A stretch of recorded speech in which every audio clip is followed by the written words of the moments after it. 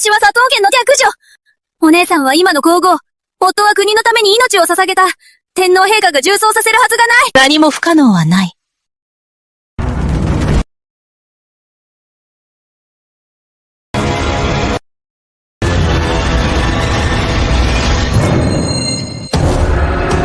この勅命は、私が天皇陛下に直接願い出たのだから。お子さん、なぜですか？なぜ私の縁を奪ったの？これは当然の報いだ。でも当時は、お姉さんが病気を装って婚約を破棄したので、私は仕方なく嫁いだのです。西園寺真一。彼はずっとあなたを愛していた。深く愛していた。もし彼が私を愛していたなら、なぜ私が献身したのに、拒否したのですか？まだ言うの？この卑しい女が彼を惑わせたのではないの？西園寺真一は、笑えるのは、西園寺真一は死ぬ間際まで、離縁状を書いていた。あなたの人生を邪魔しないために。心が淡いので。死ぬまであなたのことを考えていた。でも、私は彼の願いを叶えない。やめて！やめて！あなたは、安心して彼のそばへ行きなさい。はじめ！西園寺真一は慎重だが、あなたには油断していた。あなたが渡した二項。悪い子。公爵家の令嬢なのに、薬を持ってお姉さんの婚約を奪うなんて、礼儀連中は知らないのか？これは、アキトに薬を持った？これは、3年前に戻ったのか？老夫人、桜子さんは無実です。桜子さんは、秋子お嬢様に毒を持っていません。調べればすぐわかる。来い。下方を執行。はい。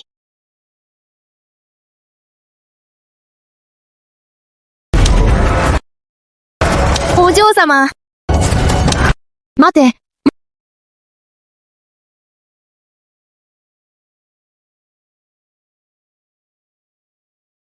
道津様、桜子さんを助けてください。母ちゃん。桜子は秋子と仲が良いです。きっと何かの誤解です。秋子と私は本当の姉妹はない。秋子は養女で、マハの名のもとに養われた。本当の母は佐藤家の美智子さん。美智子さん。桜子。美智子さんに話して、お姉さんに薬を持たのは恋ではない。何か事情があるのでしょ？母が亡くなった後、美智子さんは当然のように佐藤家の家政を取り仕切り、私と秋子の扱いは明らかに違った。あれほど苦心して秋子のために西園寺家との良縁を作ったのに、半月前に新一村が重症で昏睡。秋子が未亡人になるのを心配し、私の部屋に来て姉妹の情を訴え、秋子に薬を持って暗調。しかし思いがけず、前世の私は本当に目がくらんでいた。薬を持って離婚するのは偽り、私に代がめさせる。それこそが、この母娘の本当の目的だった。悪い子。何か言いたいことはないのか？毒を持っていません。秋子の婚約を狙ったこともありません。毒はあなたの部屋から見つかった。お子女は罪を隠し自害した。お姉さんはまだ昏睡中だ。西園寺家の花嫁の腰は、明日来るのだ。まだ言い逃れをするのか？桜蔵、美智子さんは分かっているわ。言いました。やってません。もし、祖母と美智子さんが信じないなら、私が西園寺へ行き、婚約を取り消します。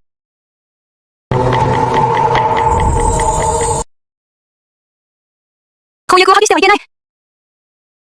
美智さんは、私が秋子お姉様の婚約を奪うのではないか、心配していませんか？婚約を破棄して身を清めるのは、ダメですか？もちろんダメだ。でも、もし本当に破棄して、新一山が目を覚ましたら、この良縁を他人に渡してしまう。この野郎どもに嫁がせる。そしてこの先、この婚約を取り戻す。桜蔵、美智子さんを無実の罪で責めているわ。大変です！秋子お嬢様が血を吐いた！何？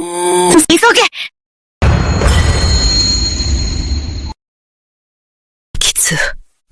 きつよ。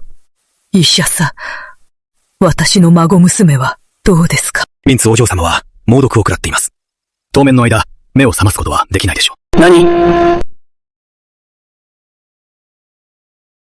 秋津。なんでこんな時に毒を食らったの？もし秋子が、母はどうしたらいいの？西園寺家の花嫁の腰。明日迎えに来ます。これ、どうしたらいいの？母しょ。マコはもうこの縁がないでしょ。それなら、桜子に一旦嫁がせましょう。とにかく、二人の干支は同じです。西園寺家は、気にしないでしょ。一旦私を買い嫁に、新一が目を覚ませば、婚約を取り戻す。立派な算段だ。もういいよ。当面の急務は、早く名医を探して、エチコの毒を治すことだ。そうも、ご心配なく。ヤキコお姉様の毒、私が治します。お前は医学を学んだこともないのに、どうやって毒を取るの？私には方法がある。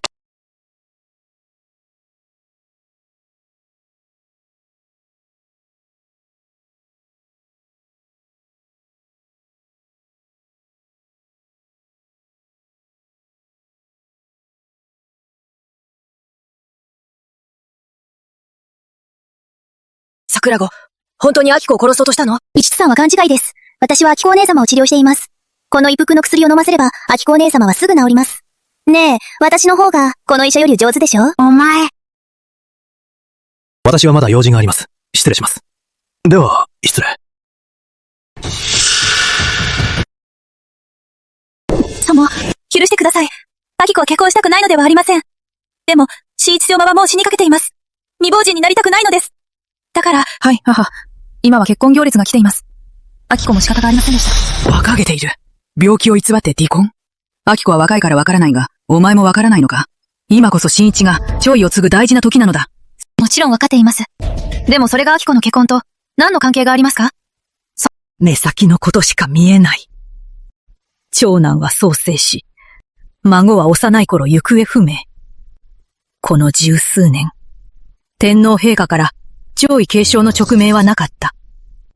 前の頃、天皇陛下が急に方針を変え、光一を爵位に封ずると、本当にお前が毎日お寺で線香を焚いたおかげだと思うのか？それはアキコが西園寺家と結婚することで、マキコの身分を高め、西園寺家への恩典だ。これ、お前たちのこの卑劣な手口。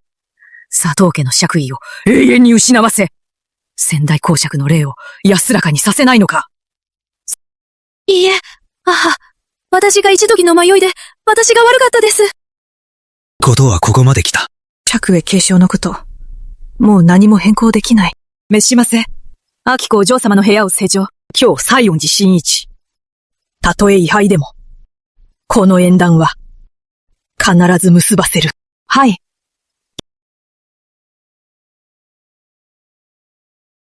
明治結婚しない！この部屋で頭を打ちつけて死んでも、あの西園寺家の花嫁の腰には乗りません！かわいそうなアキコ。母さんは長年苦心して、やっと君のために良い縁を作ったのよ。本当に不運だわ。なぜ新一郎が病気になったの？母さん、未亡人になりたくない。安心しなさい。1月後、父さんが爵位を継ぐ。その時君は、本物の佐藤公爵の娘よ。重病の新一様など、巫女でも、高嶺の花ではないわ。でも今は、まだ何事もない。怖がらないで。母さんは今から宮中へ。宮中の友人の玲子様に会いに、あの野郎どもの婚約を頼んで、あの野郎どもを、新一様の側室にしてもらう。秋とお嬢様、病気は偽装だったの？まさか、思いもよらなかったわ。奥様も冷酷だわ。秋子お嬢様が未亡人になるのを恐れて、桜子さんをお目に出そうとして、本当の娘じゃないから。結局言っても、母親のいない子だから、可愛がってもらえない。そうだわ。本当にかわいそう。これって、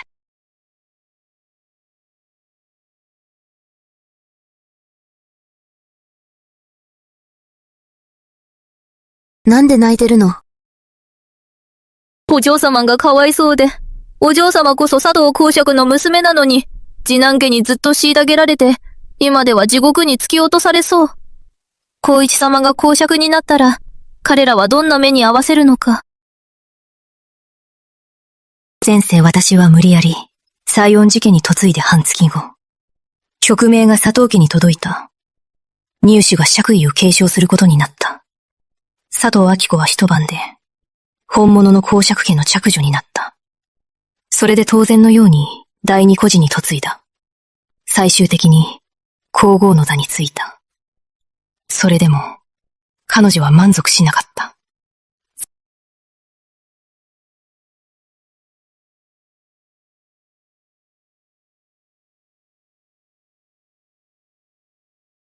お嬢様。お嬢様。どうしました？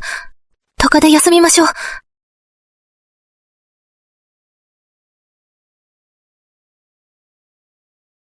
お嬢様。私は大丈夫。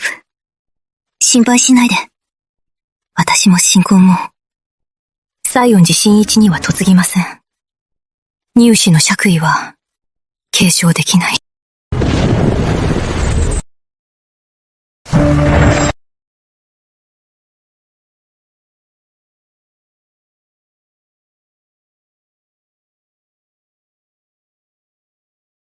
新郎新婦入場。卒を婚約していたのは、佐藤家の秋子お嬢様ではないですか？どうして桜子さんが嫁いでいたのですか？天智に礼。桜戸さんが秋子さんに薬を飲ませ、お姉さんの婚約を奪って、新一層の演技担ぎに来たそうです。両親に礼。こんなに美人なのに。頃はこんなにも邪悪だなんて。幼い頃から両親を亡くしたそうです。唯一の実刑までも、彼女のせいで行方不明になりました。天王美者は一体何を考えているのでしょう。こんな人を佐藤家に嫁がせるなんて、演技担ぎではなく、厄介持ちでしょう。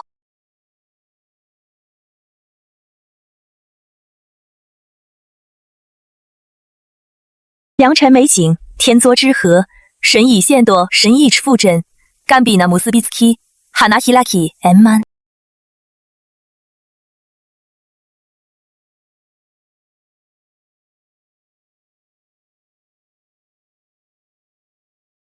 西園寺真一。まだ生きているの？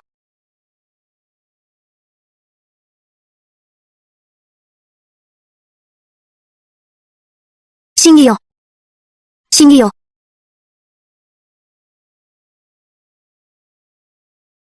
君は誰だ？この部屋に来た目的は？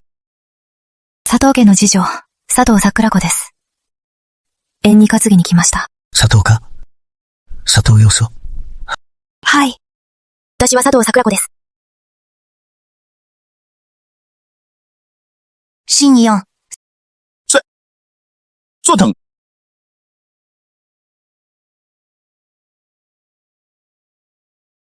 真一！真一！真一！真一！新一おま！新一おま！助けて！お父様を呼んで！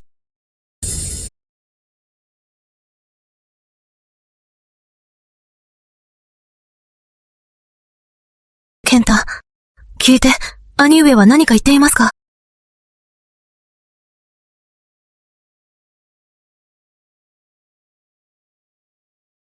何か探しているようです。二房です。母者、勝者の身に非行はありますか？二女将は普段守護の小能など大家内でいつ南方を持ったことがありますか？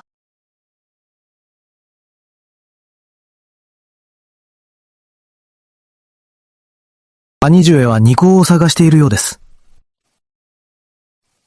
兄上、二行を探して何をしますか？燃やせ。お医者様、新一のこれは回復したと言えますか？ああ。新一層の脈はますます弱っています。最高の治療剤を使っても、血気の衰えを止めることができません。さっきの意識回復は、おそらく、残党の日です。何？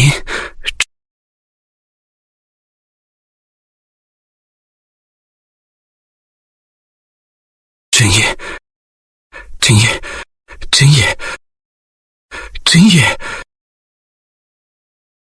野心様、どうしましょう。真一の傷は重い。未中の名医も手を焼いている。今唯一の望みは、こすらく、早急に結婚させることだ。結婚です。ただ何ですか？早く言って！ただ佐藤家の秋子、何かあったそうだ。昨日佐藤家主婦が宮中へ、二女の桜子に変更した手紙も届いている。桜子が自ら妾として入るとのことだ。優しん様、何を考えていますか？今、新一は既得です。本当は佐藤家に申し訳ない。しかも縁起では好奇さが必要。そ元にさせるなどできません。その通りだ。召しませ。直ちに8人越しを用意させ、明日の朝、佐藤家真一夫人を迎えに行け。はい。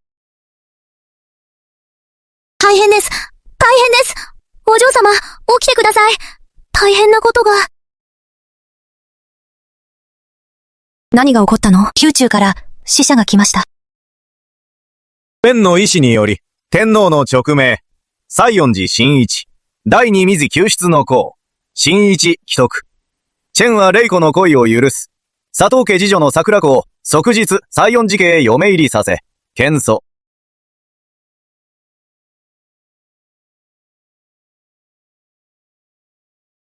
前世は、この婚約の勅命はなかった。なぜ？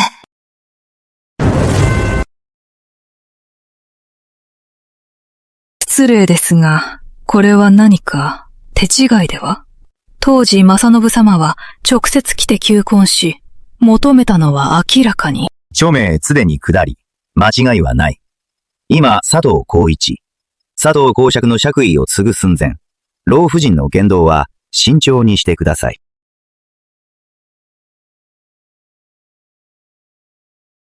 そうです、母。爵位継承は失敗できない。勅命で、花嫁は桜子。桜子です。お子さん、実は決定。中行するが早く用意し、安心して結婚の準備をしなさい。アキスお嬢様は義病なのに、花嫁は変わってしまいました。きっと美智子さんの仕業です。あなたたち、これを持って何をするのですか？愛しい妹が結婚するので、お姉さんとして、嫁入り道具を届けに来ました。桜子。昨日の甘い話、今日の辛い結末、どうですか？もし昨日、素直に嫁入りしていれば、少なくとも義理がたい評判が得られたのに。今日勅命で買い嫁になった、どんなに嫌でも、素直に未亡人になるしかない。しかも、下女の妾だよ。桜子よ桜子。君はただの孤児。我が佐藤家のため、佐藤公爵の爵位を取り戻せるのは、君の幸せだ。ひざまずいて、このチャンスに感謝しなさい。お嬢様。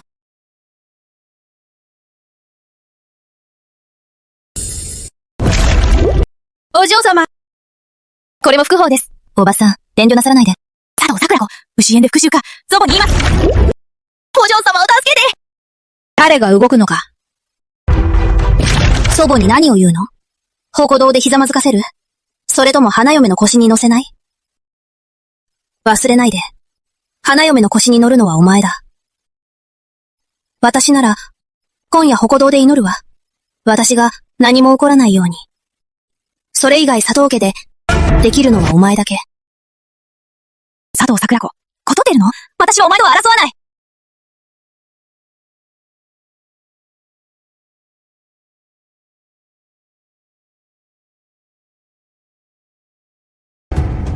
お嬢様、この不吉な嫁衣、すぐ燃やします。待て。西園寺真一。前世、あなたと結婚したから、佐藤家は栄え、光一が爵位を継ぎ、あち子は皇后になった。結局、あなたは異国で惨めに死んだ。根中は最初から、この因縁を断ち切る。あなたは、死ななくてもいいの？何か知っているに違いない。何かの陰謀だ。あの茶は決して稚児ではない。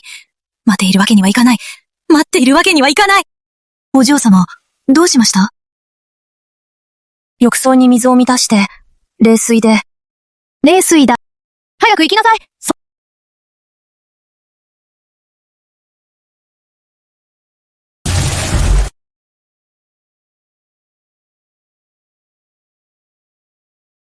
お嬢様、本当にしますか？どうしても。はすか花嫁の腰に乗るのは、必ず佐藤桜子にしなければ。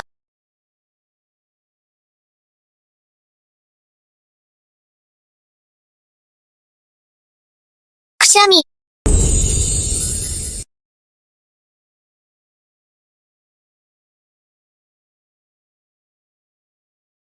ゆっくり、新一を傷つけないで。はい。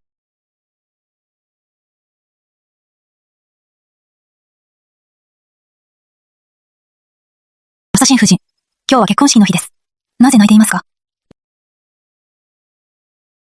これまで、矢場信様が戦場にいて、私一人で新一と健太を育てました。私は、彼らが早く結婚して子供を設けるのを待っていました。今、やっと、結婚を決めたのに、思いがけなく。新一葉は幸運です。新一夫人が入ってきて、必ず良くなります。そう、私の新一、必ず良くなる。彼は神父と仲睦まじく子供を設ける。はい。大難を逃れ。これからは、新一荘と新一夫人、必ず無事です。おばば、従前おばばはまだ来ないのですか？奥様は今、気分が悪いです。そんな小さなことに気を取られる暇はありません。我がお嬢様はまだ化粧していません。従前おばばを待っています。処置時を逃したら、責任取れますか？ただの演技です。本当の新一夫人ではない。もともと服のない人、自分でちょっと整えて、二言三言言えばいい。お前、どけ。忙しいのだから。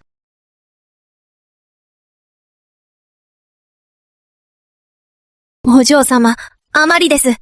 大嫁させるのはまだしも。出演おばばも来ない。お嬢様を祖母がいないからいじめています。ないなら仕方ない。自分の幸せは自分でつかまなければならない。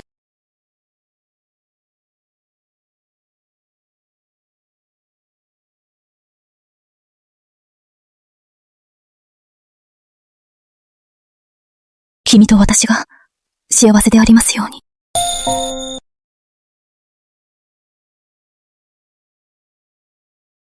吉時です。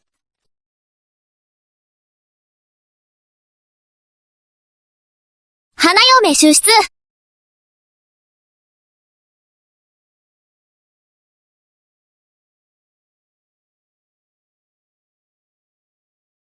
桃の衣、桃の腰。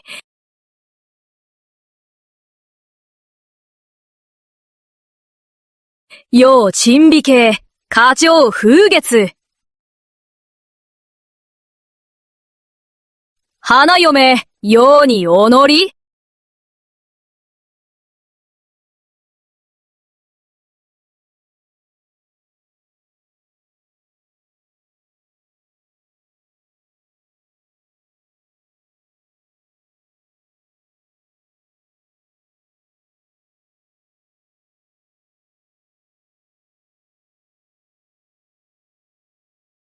西園寺家の祖母は武将ではないの？どうしてこの白い顔の学者みたいな人？ねえ、これは祖母の弟だよ。半月前、祖母は第二孤児を救うため死角に襲われ危篤だったんだ。急いで佐藤家に縁結びを。今頃は、もう半分地獄の入り口だろう。迎えに来れるわけないだろ。佐藤家の娘かわいそうだ。古代でもすぐ家父になるだろう。桜子よ桜子。安心して嫁いで家父になれ。私だけが佐藤家の嫡女だ。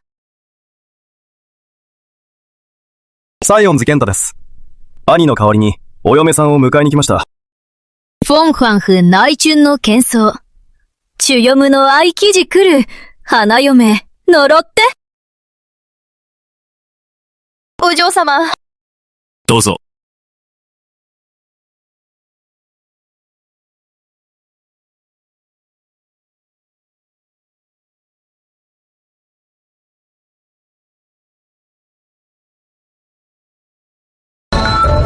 おそお嫁さん、何のつもりですか？特に何もないです。話し合いがあります。兄はまだ縁結びを待っています。お嫁さんはまず入って、兄と相談しましょう。でも私は、お嫁さんになるつもりはありません。佐藤桜子さん、西園寺家をからか。結果はわかりますか？桜子、何をしようとしている？悪子だ。早く凶器をしまえ。確かに私は何もできません。でも、健太様、分けましょう。健太様。夕暮れまでに、兄さんは目を覚ます。縁結びなど必要ない。甘いき天皇陛下の直命婚約を、お前がこのように嘲笑うとでも思うのか？悪子。悪子だ。お前は、佐藤家全員を待ち込むつもりか。そのお怒りをお収めください。なぜ君を信じればいい？時間稼ぎではないのか？お嬢様。夕暮れの後、もし目覚めなければ、私は殉死します。直ちに引き返し、兄の容体を調べろ。は。気が狂った。お前は本当に気が狂った。悪子。今日のお前の罪は大きい。夕暮れを待つまでもない。来者、彼女を側道に引きずり込み、気だづかせろ。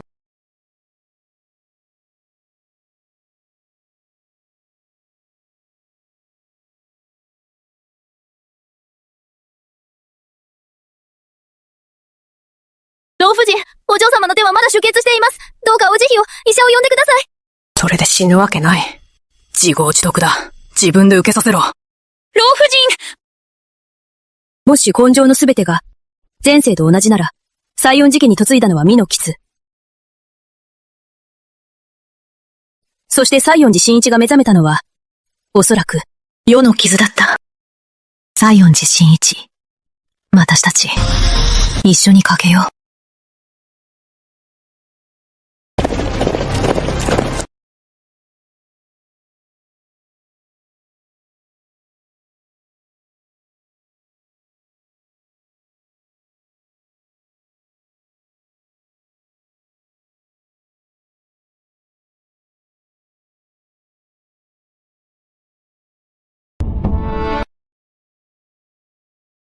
母さん、どうします？桜子が死んでも結婚しないと言い張ったら、私を代わりに連れて行かれませんか？母さん、結婚は、乳母の命埋借のことです。本当に、あの狂った娘を放任しますか？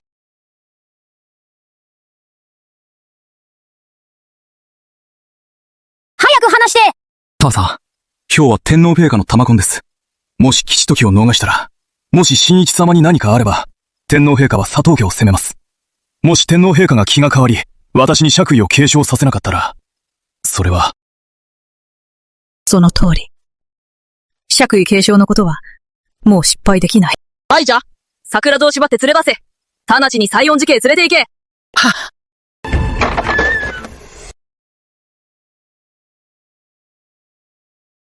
まだ日が暮れてないでしょ。君たち。日が暮れようが、お嬢様は結婚します。早く諦めなさい。行け。早く連れて行け。お嬢様。西園寺家から急報です。資源歯科緊急報告。天村気老級の様子は、健太様、真一様は1時間前に目覚めました。医者の診断で命に別状はありません。よし。よかった。兄、この野郎どもの言うことが当たったの。前世は日暮れ頃、真一が目覚めたのに。でも今は、まだ時間が来てないのに。なぜ早く目覚めたの？そんなはずない。人に調べさせたのに。このセコ、もう一息だったのに。漏れ！目覚めたのならよかった。真一様は本当に服の人ですね。この護衛、失礼ですが、他に何かご命令は？我が家の婚約は、佐藤家相も、真一党の命令。西園寺家はもう縁結び不要。この婚約を続けるか、真一夫人のお決め次第です。知恵ではないの？どうして底妃なの？もちろん、底妃です。西園寺家の男は常に戦場にいます。主婦が家を守るのは大変です。それで鍵があります。西園寺家の男子は、ゾ元を取らない。平妻も取れない。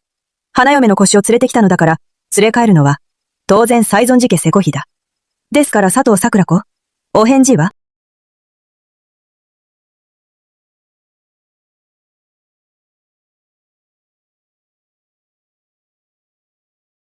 桜子、この縁は100年に一度のチャンスだ。よく考えなさい。そうだ、桜子。この婚約は手放せない。私と真一様は、知り合いではありません。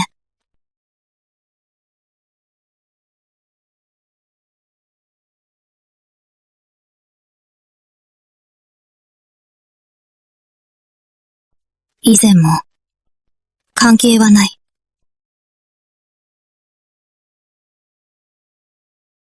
この婚約は、やめましょう。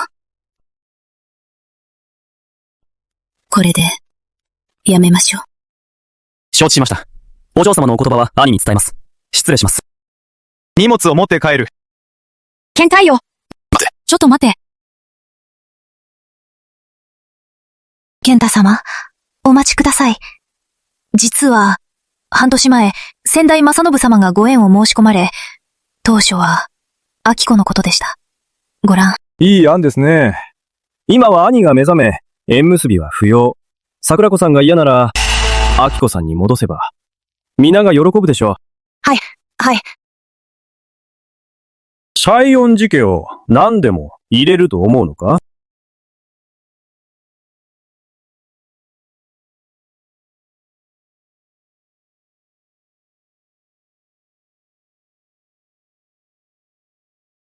この野郎。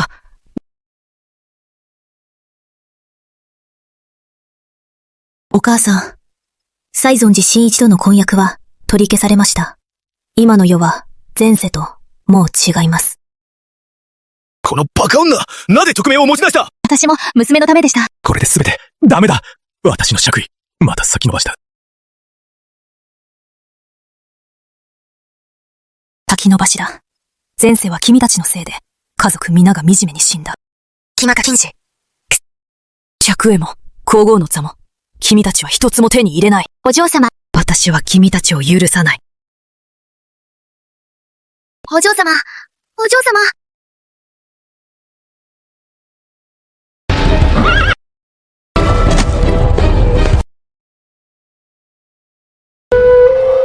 モサシン夫人、マテヌ一応の体調はもう大丈夫です。よかった。お疲れ様でした。では失礼します。真意。ようやく起きたのね。母は心配しきったわ。空将。無事でよかった。無事でよかった。佐藤家は面白いな。鬼地家が重症で、気得だと聞いて、明子お嬢様はすぐ病気を口に、婚約を桜子さんに押し付けた。桜子さんはさらにすごい。花嫁の腰が来たのに、腕を切って抗議した。鬼地家が起きたらすぐ、佐藤桜子を困らせるなと言ったのに、きっと仕返しする。もういいよ。兄上が無事でよかった。結婚は、やはりお互いの気持ちが大事よ。もういいよ。ここに立てないで。先に行こう。兄上にゆっくり休ませよう。早く行こう。行こう。真意、ゆっくり休んで。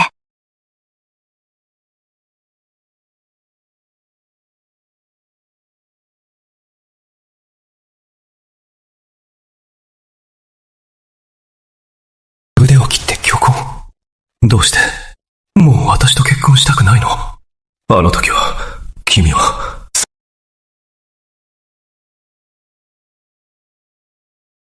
倉子さん、今日は本当にかわいそうでした。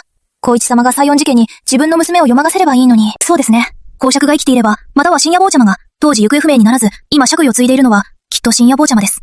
今の時代、誰が桜子さんをここまでいじめるの？お嬢様は寝たばかりです。行きましょう。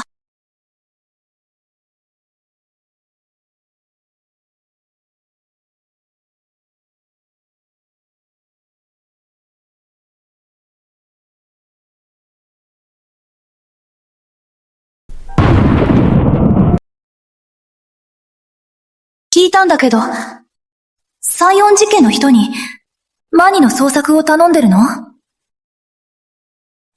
無駄な努力だね。何の意味？本当に思ってるの？お兄さんが、ただ迷子になったなんて。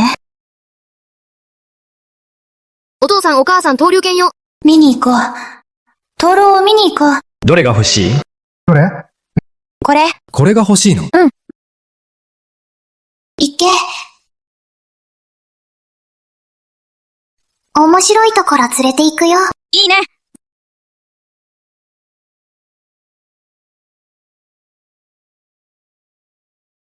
助け！人が落ちた！どうぞ。桜子は？どうぞ。深夜。ここでお父さんとお母さんを待って。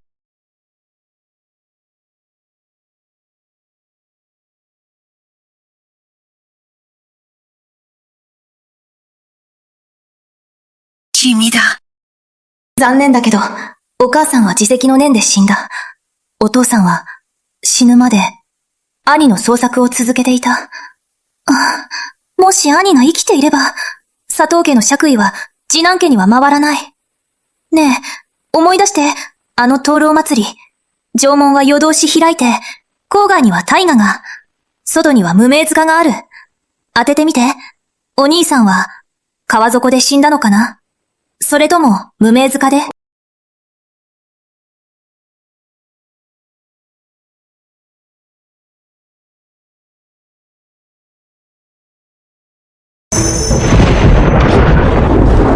佐藤明治、家族を滅ぼした。待ってろ。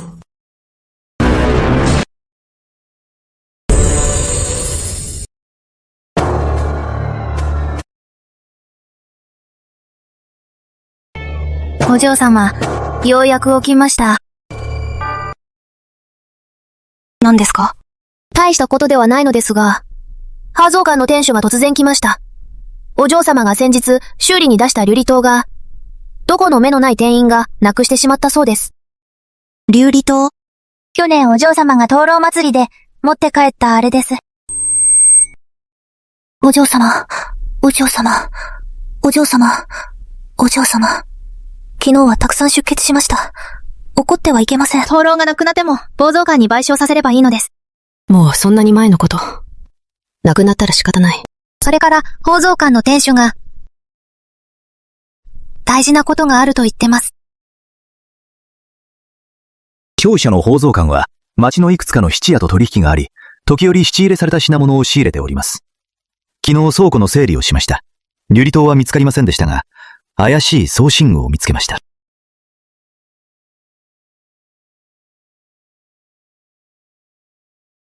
お嬢様、これ全然でなくしたものですよね。それからこれは先月の花見でなくしたもの。どうしてここに？これらの送信具は町の質屋から仕入れたものです。お嬢様が身につけたことがあるのを覚えています。急いで持ってまいりましたので、ご確認ください。この家は掃除が必要なようですね。店主ありがとう。ちょうどいいタイミングです。では失礼いたします。お嬢様、この宝石箱が庭の掃除と何の関係が？シンズ、頼むから、頑丈な護衛を呼んできて。本当に庭の掃除をするのですか？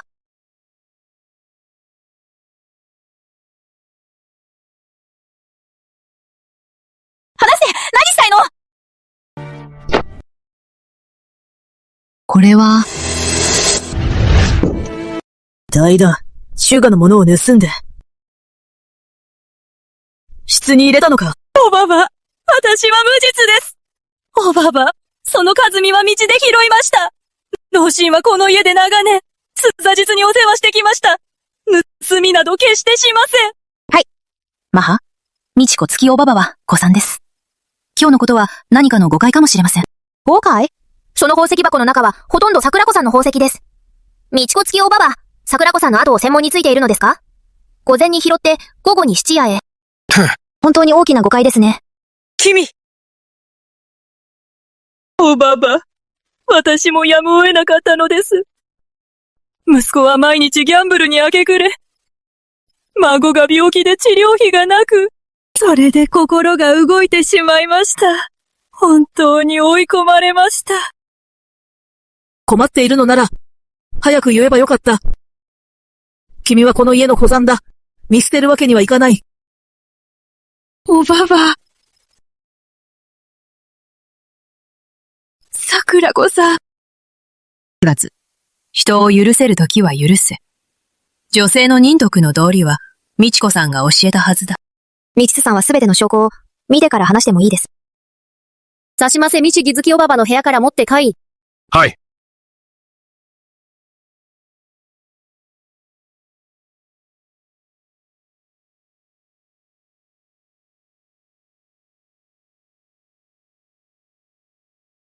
これは、泥棒は一度だけでは済まないものです。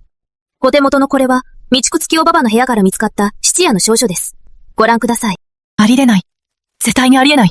証書は全部燃やしたはずだ。これは偽造だ。へえ、全部燃やしたのね。これは単なる習字の用紙だ。桜子は単にあなたを脅しただけだ。でもあなたは、これ。あ、おばば、慌てて、言い間違えました。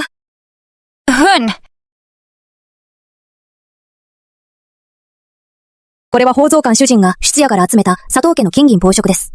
証書に名前はありませんが、控えは残っています。美智子月おばば、一緒に質屋へ行って確認しましょう。私も一時の迷いです。私が悪かったです。おばば、今回だけ許してください。引き出して40イーパー。即刻売却。おばば、命よ。おばば、美智子様助けて。美智子様、私はあなたの人です。美智子様、助けて。思いがけない。佐藤家にこんなネズミがいた。人は見かけによらないものだ。でも美智子月夜ばば、口癖のように言っていました。美智子さんの人だと。一家の主として、あなたも責任がある。今夜は仏道で茶教をしなさい。はい。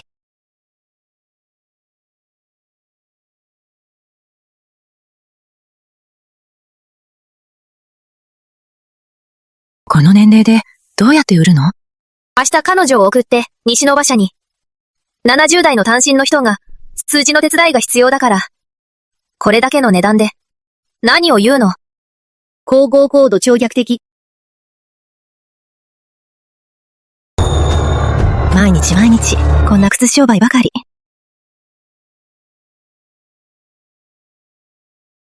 奥様、助けてください。老けた男に売らないで。老けたのとこに売るわけない。場外に山賊を用意してる。偽って買い手に。あなたが出るのを人売りに売って山へ連れて行き、手絶やしにする。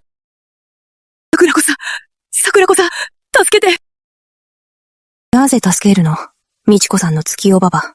彼女の手先、これまでずっと、私にどれだけ邪魔した。美智子月夜ばば、忘れたのですか？桜子さん、桜子さん、どうか慈悲を。私が間違いました。術はない。取引が好きだ。美智子さんの人だろ？美智子さんの秘密を話せ。もし私が興味を持ったら、身売り契約。4、返してやる。話します。話します。秋子お嬢様が急に、大正寺住職の刑で、もし嫁ぐと、赤字にする。あの毒も、奥様がさゆりにお嬢様の部屋に置かせたのです。足りない。野心様、申し込み前、秋子お嬢様は新一様と会ったことない。偽って知り合いだったのです。足りない。奥様は家政を取り仕切り、スタカに宮中の金で氷菓子、町の3つの刺繍店も彼女のために、高橋玲子の実家への賄賂。だから玲子様を動かせたのか。こんな結託があったのか。桜子さん、あなたの話は私に関係ない。身売り契約とは交換できない。桜子さん、私は一階の下女。知っているのはこれだけです。たとえ撃ち殺されても、もう秘密は話せません。桜子さん、行かないで。桜子さん。知ってます。深夜坊ちゃまの行方。知ってます。深夜坊ちゃまの行方を。話せ。あの年の灯籠祭り。奥様の命で深夜坊ちゃまを誘拐。奥様は坊ちゃまを場外へ連れ出し殺害させようと。でも私、いつか罪を償わなければならないので。それで、通行人の幕屋の前に置いて逃げました。どの人の幕屋の前ですか？私も知りません。ただ、西から来た兵隊だということだけ。どうしよう。もう、こんな赤ちゃん、本当に殺すの？俺はできない。何をするの？利益は奥様のもの。責任は俺たちの。自分では殺せない。もし殺すなら、他人にさせよう。これは人だ。豚ではない。どうやって他人にさせる？それでここに連れてきたのよ。兵隊は皆凶暴だって、人食いもいる。幕屋の中に捨てろ。よかった。坊ちゃまが見つかれば、佐藤家の爵位は、佐藤家次男には渡らない。でもお嬢様、人は多いです。坊ちゃまをどこで探せばいいですか？人は多いけれど、人の手にかかっている。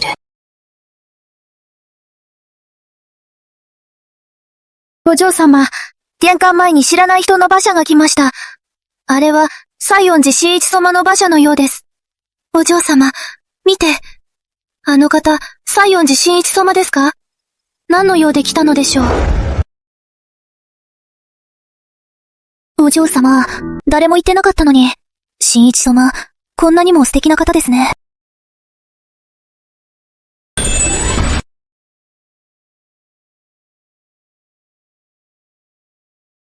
シンズ、ザ・カーテン下ろして。はい、お嬢様。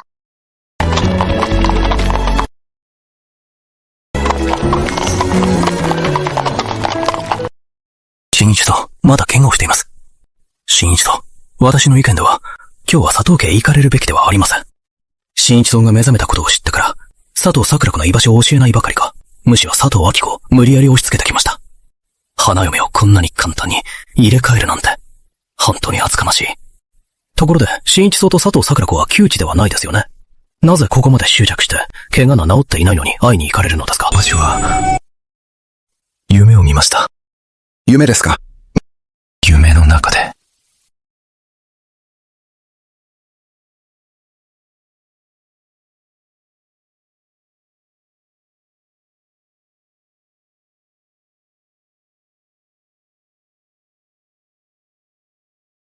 夢の中で。彼女は、私の妻だった。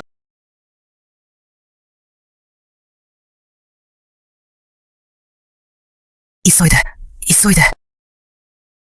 おばばさん、お家で何が起こったのですか？聞いてよ。さっき西園寺家の新一様が直接婚約を破棄しに来たの。あちこお嬢様は怒って泣いて首を吊ろうとしているの。首を吊るすのですか？待って。今日はどこへ行っていたの？お姉さんが婚約破棄されたのは、謝罪に行かないのか？みちこさん、冗談です。天皇陛下の玉婚は、私と新一そうではなかったですか？もし君が堅くなに花嫁の腰に乗らず、西園寺家の面目を潰さなければ、婚約破棄などしなかったでしょう。君があちこの縁を台無しにした。今彼女は首を吊ろうとしている。どう償うつもりだ？首を吊るすのですか？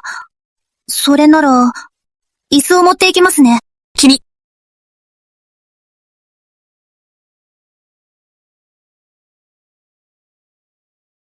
お嬢様は見てないですが、あの時の美智子様の顔、真っ青でした。でもそれはさておき、新一様は家柄も容姿も才も最高の人です。今は彼も目覚めました。この縁談は良い縁談ですね。お嬢様、頑張って取り返しませんか？心配しないで、きっと誰かが争うでしょう。この縁談は、どうしても諦めてはいけない。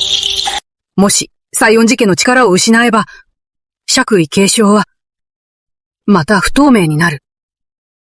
だから、待っているわけにはいかない。でもおばあ様、新一様は直接来て婚約を破りました。天皇が婚約を取り消しただけで、女王を断ち切るとは言ってない。まだチャンスはある。その通り。獣王家の春の宴が近づいている。獣王夫人は必ず、教場の未婚の故女を招くだろう。その時、新一層も必ず出席するだろう。だから、お前たち二人、立派に着飾っていなさい。もし西園寺家の人に会ったら、何をしてもいい。謝罪しても、甘んじても。新一層の心を取り戻せ。聞こえましたか？はい、おばあ様。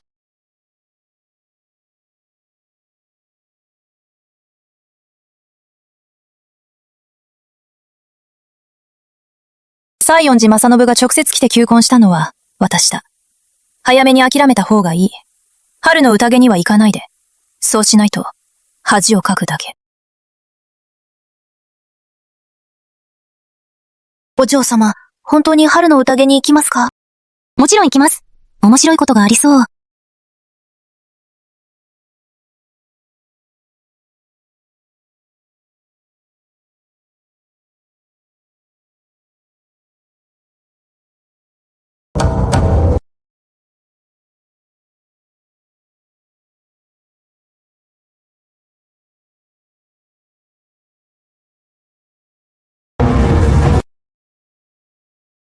お嬢様、皆、私たちを笑い物にしてます。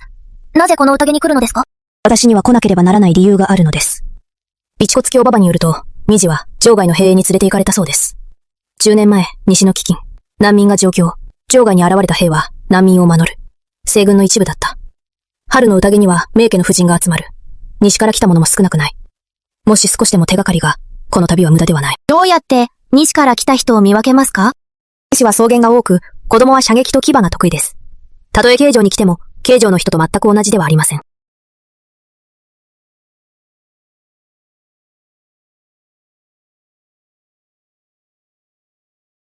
この方、もしかして山口紅将軍の娘、清涼出身ですか？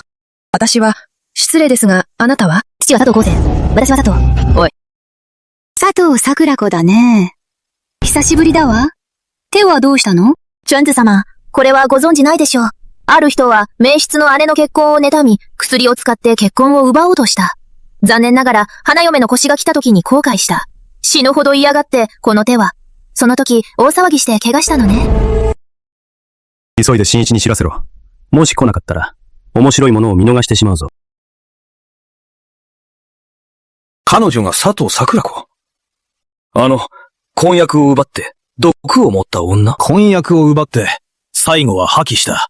秋子お姉様の縁も台無し。この屋敷に、この女がいるのは、本当に不吉だ。名前が汚れてるのに、まだ春の宴に来るの？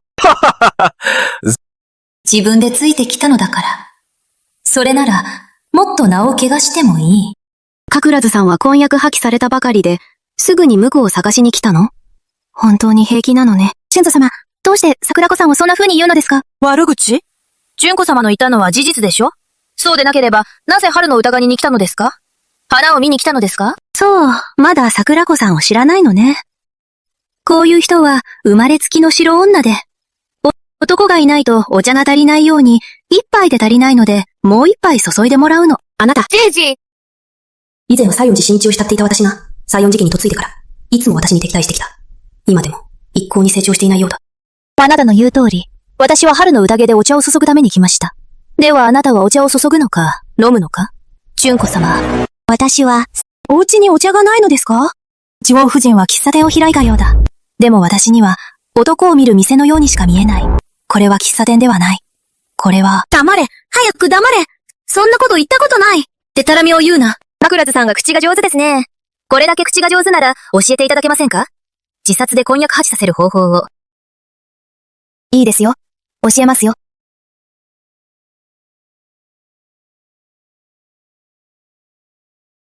何をするの？あなたの言う通り。お望み通り。助けて！カモ夫人かど！夫人！助けて！主人！助けて！彼女が私を殺そうとして！一体何があったの？夫人お怒りを。先日、妹は新陽家と婚約破棄し、ずっと気がめいって。うっかり、湯さんと口論になり、感情的に。没人ご明察。私の妹は恋ではないのです。君に聞いていない。天皇陛下から新一への婚約を断固拒否した佐藤桜子？はい、夫人。話せ。さっき何があったの？夫人。先ほどユウさんが、どうやって死をもて脅すのか、私に、実演させたのです。ソツキ、あなたは私を殺そうとしたの！本当？はい。私が証人です。私は山口紅の娘、山口美咲です。この方の証人をいたします。先ほど、彼女は依頼されて実演したのです。黙れ！目作さんは、ジオン夫人の次の甥です。あなたを中傷するでしょうか？もういい。これでおしまい。開演。美咲さん、先ほどはありがとう。どういたしまして。表情に来てから、気ごつのある人は少ない。君は半分だね。今後何かあれば、遠慮なく頼って。実は、美咲さんにお聞きしたいことが。何？美咲さんは清涼出身で、15年前のことをご存知だと思います。ではご存知ですか？当時難民を保護したどの部隊ですか？今はどこに駐屯していますか？孤児を養子にしたことはありますか？君は正しい人に聞いたわ。15年前、難民を護送したのは、清涼の駐屯軍だったの。でもどの部隊か、時間が経って調べにくい。ではもし。次は、佐藤家に後家、佐藤優子。田物、間違いですよ。桜子お嬢様は申し込み書に書いてないです。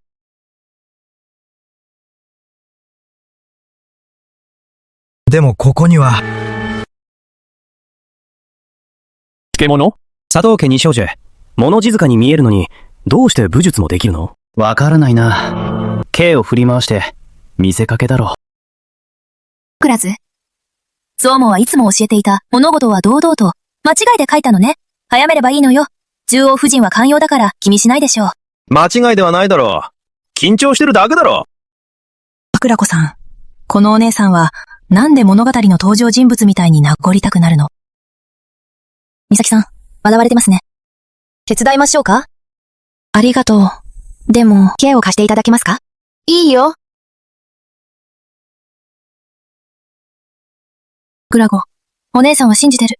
絶対に、佐藤家の面目を潰さないでね。安心して、必ず面目を立てます。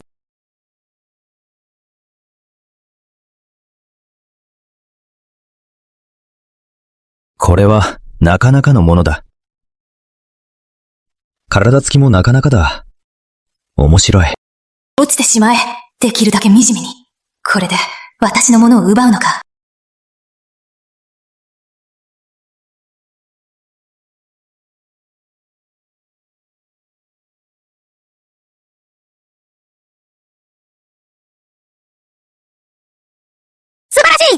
素晴らしい。どこかで見たことがあるような。桜子が剣舞を？私たちは小さい頃から一緒に読書をして古を習い礼儀を学んだ。いつ剣舞を習ったのだろう。これほど上手に。ありえない。いかがですか？正信夫人の当時の風格はありますか？褒めすぎです。私は、もう追いました。何？あの方が新婦人。思いがけない、これほど颯爽とした方が、本当に珍しいです。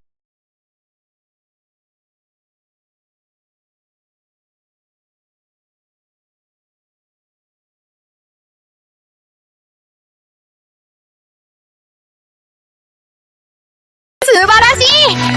西園寺真一様、参りました。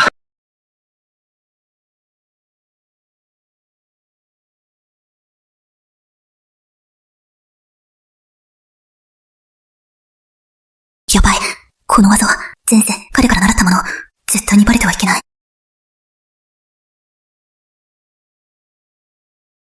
西園寺真一。総夫人にご挨拶申し上げます。名城。新一が来たのね。君は少し遅刻したね。素晴らしい剣舞を見逃したよ。この野郎、いつも生意気だ。彼が逃したのは、剣舞だけではない。もういいよ。席についてください。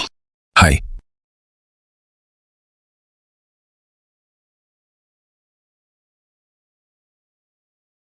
多分、今来たのだろう。先ほどの剣舞は見ていないだろう。さもなければ、彼の性格だから、少しでも怪しいところは逃さないだろう。私は説明できない。これらの技は、前世、彼が教えてくれたものだ。桜子さんは本当に素晴らしいですね。本当に素晴らしい。先日いただいた真珠を持ってきて、桜子さんに褒美として差し上げる。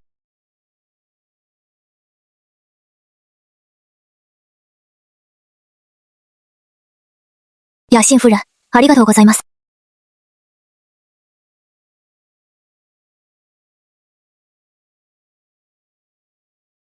美咲さんはいない。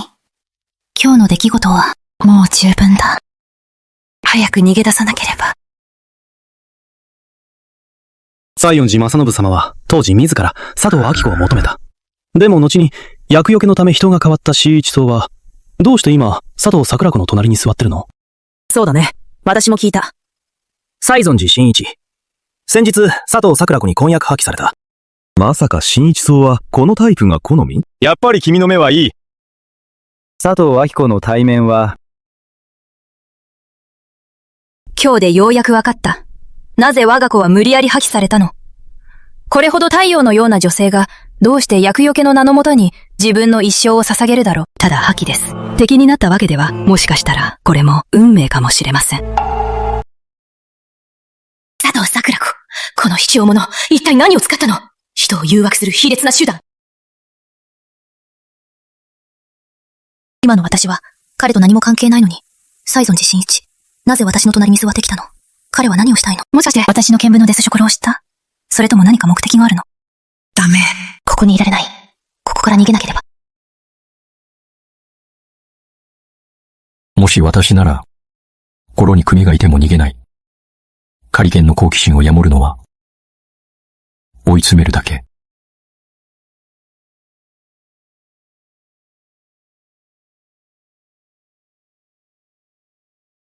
圧心夫人。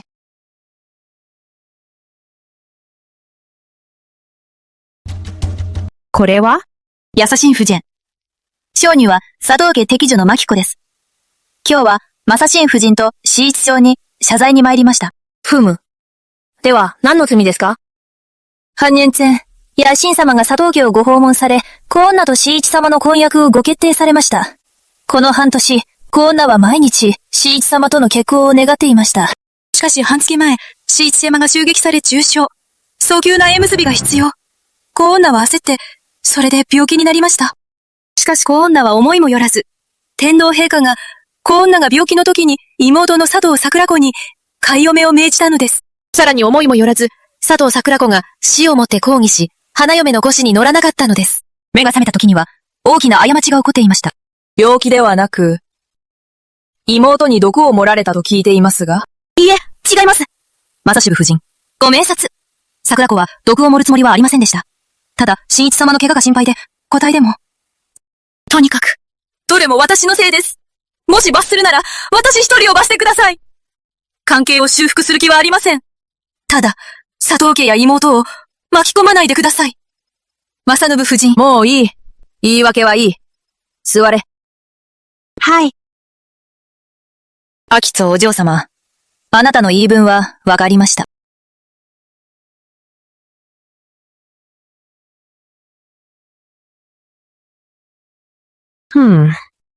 頭のいい娘ですね。だからマノブ様が最初からあなたを選んだのですね。今日自白したことは勇気がありますね。だから、ご褒美をあげましょう。野心夫人、過ぎます。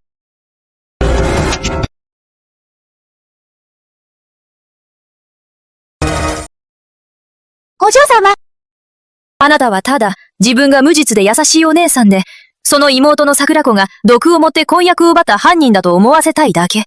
夫人、そんなことはありません、夫人。何？本夫人が生まれつき愚かで、あなたの言外の意味がわからないと思うの？野心夫人と寿夫人は、それぞれの夫を支え、共助で足場を築いた。ただの奥様ではない。人前で手を汚して、美智子さんから学んだ、内庭の小細工。本当に愚かだ。私はしていません。まだ10代でしょ？こんな汚い手口を学び、それを目上の人に使うなんて、全く大胆不貞。寿王夫人、私を助けてください。寿王夫人。ライジャ、佐藤家が娘をしつけられないなら、代わりにしつけてあげよう。はい。佐藤桜子さん、奥の部屋までお付き合いください。女性の礼儀を学びましょう。連れて行け。寿王夫人。お嬢様、お嬢様。さて、歌系を続けましょう。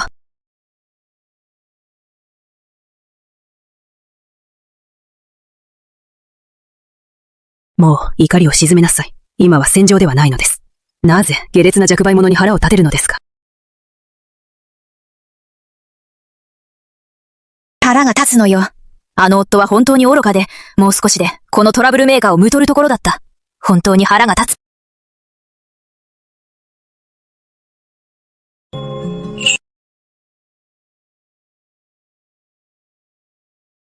では失礼します。さて、幸い新一は利口で、あなたが当時好きだったあの頑固者とは違う。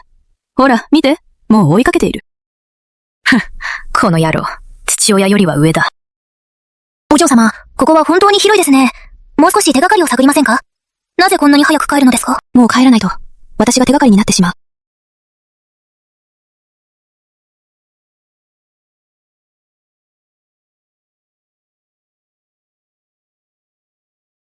お嬢様、西園寺真一様です。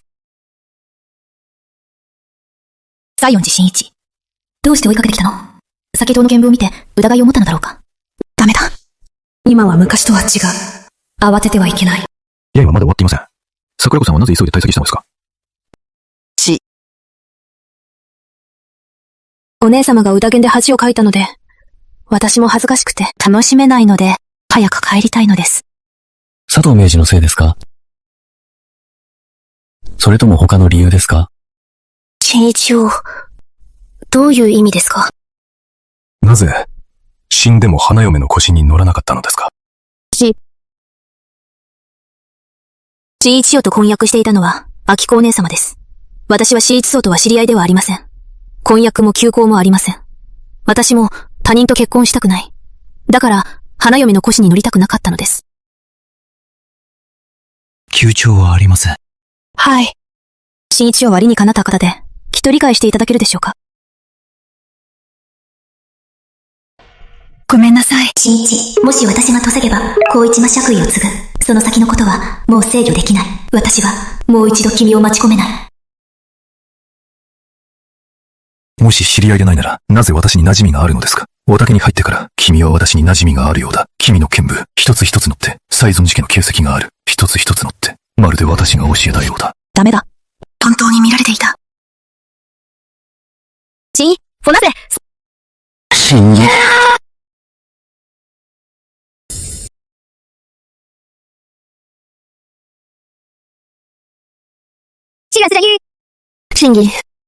真偽。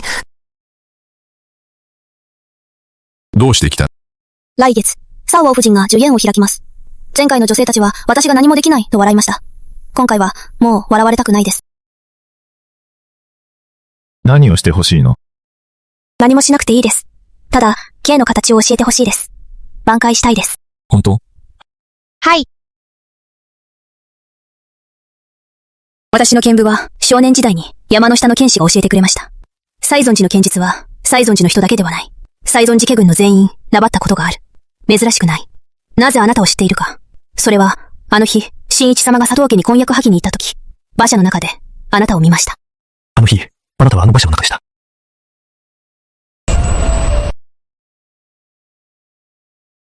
その通り、舞潮は聞きたいことを聞きましたので、手を離してください。やばい。お嬢様。もし用事がなければ、失礼いたします。新章、傷口に気をつけて。新章、桜子さんは本当にあなたを知らないようです。あの夢は、もしかして、ただの夢だったのでしょうか。みちお、桜子さんは本当にご存知ないようです。あの夢は、本当にただの夢では。先ほど彼女を捕まえた時は力を入れていない。でも彼女が倒れる時、明らかに私を押しのけることができた。では彼女は、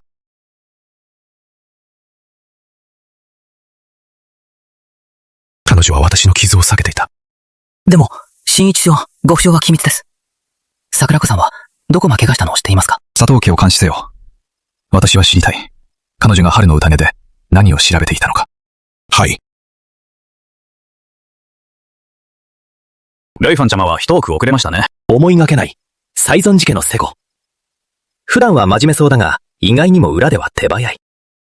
こんなこと、順番なんて関係ないだろ。おや、公爵。それはつまり？もちろん、西園寺の前に美人を手に入れるだろ。桜子さん、ようやくお帰りです。おばあ様は大広間でずっとお待ちです。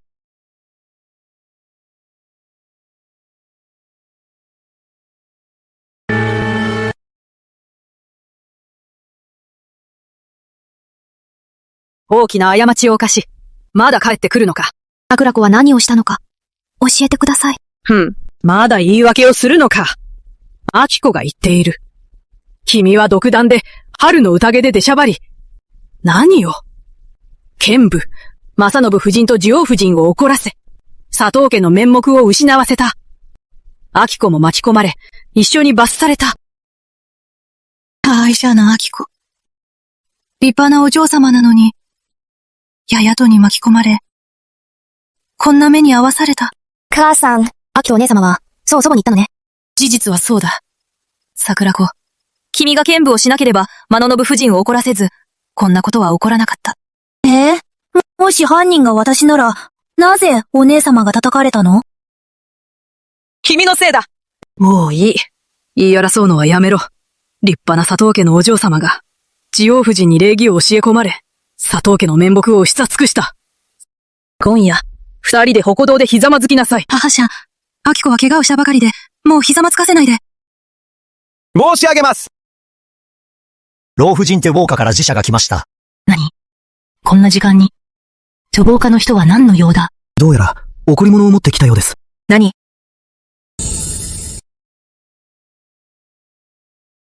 おばば、これは？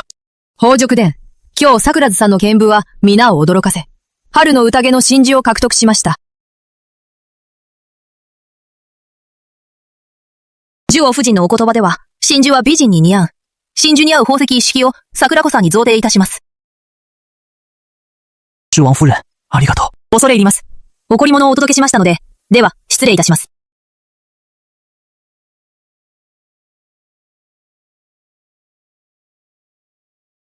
桜蔵、チュンの宴で、一体何が起こったの？智王附近は、老夫人。卒仏も死者が来ました。そう元か？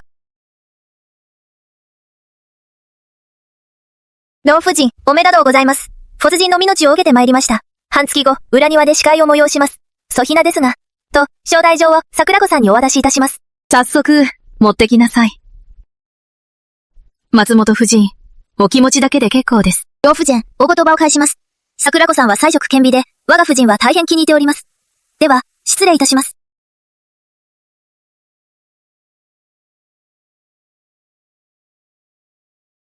桜と、君と、ジオ夫人、それから松本夫人、いつからご縁があったの？ふん。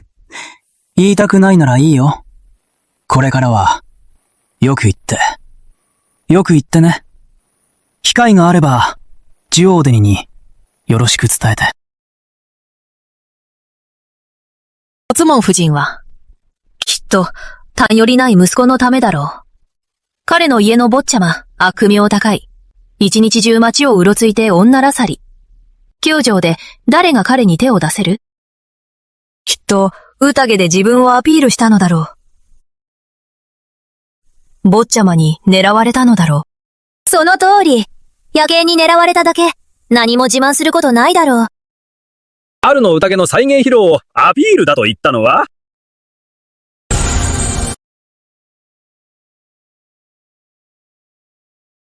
祝儀参照。佐藤桜子さん、春の歌金で大活躍。夏支部夫人に気に入られ、特に差し上げます。ステイスイのブレスレット2組、シャンゴの宝刀1座、金糸の絹糸1着。佐藤桜子さんへ。本当に西園寺家？そんなはずない。正志夫人が桜子に送るはずない。そうですね、執事。これは、マソシュ夫人のこの行動、一体何を意味するのですか？もしかして、この婚約が、まだ取り消せるのか？野心夫人のお言葉です。男女の結婚は、お互いの気持ちです。桜子さんは、愛憎文明で、気ままな性格。婚約破棄でも、両家の対面を傷つけず、公爵、気になさらず。婚約については、どうですか？佐藤家のお嬢様は率直で、公爵。前途有望です。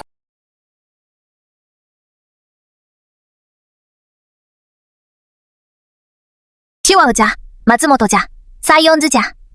お嬢様の春の宴は、大収穫ですね。さっきの殿 J で、美智子様と明子お嬢様、腹を立てていました。お嬢様、お嬢様。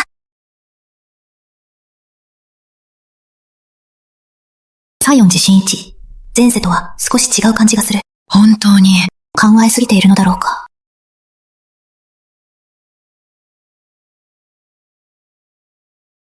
真意、よ。話せ。倉田さんは湯種で人探しをしていました。探していたのは、佐藤家の着手で、桜子さんの兄の北条信也です。死ぬ？はい。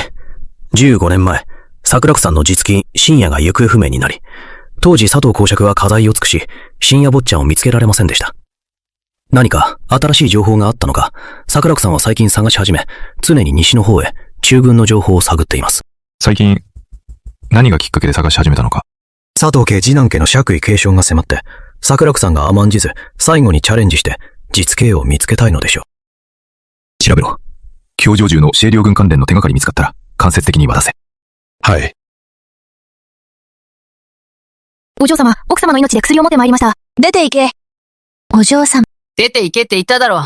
はい。出て行けって言っただろ。飯を。真夜中に大声で騒ぐな。恥ずかしいことが足りないのか。大宅の争いは一朝一夕ではない。このような時ほど、冷静に我慢しなさい。でも信用夫人は、あのややとを気に入っている。もしも桜子が先に手を打ったら、先に手を打ったって、父は死に、兄も行方不明。人の下で暮らす犬に過ぎない。誰と結婚するか、彼女の決定ではない。母者は、質問10節が桜子を気に入ったのなら、母は佐藤家の主婦として、当然、若者の縁を結ばなければならない。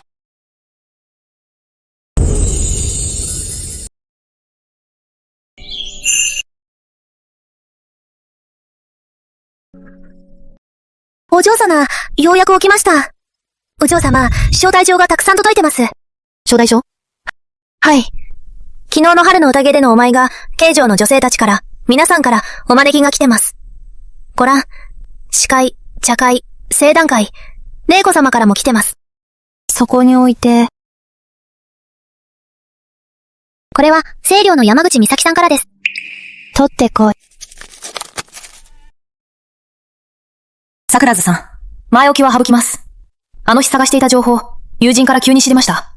15年前、青年から難民が逃れ、東へ逃げ、京城で3ヶ月野営、難民キャンプを設けた。しかし青年には戻されず、現地の中軍に加わり、数年後、朝廷により情報隊に編入された。早く、着替えて出かける。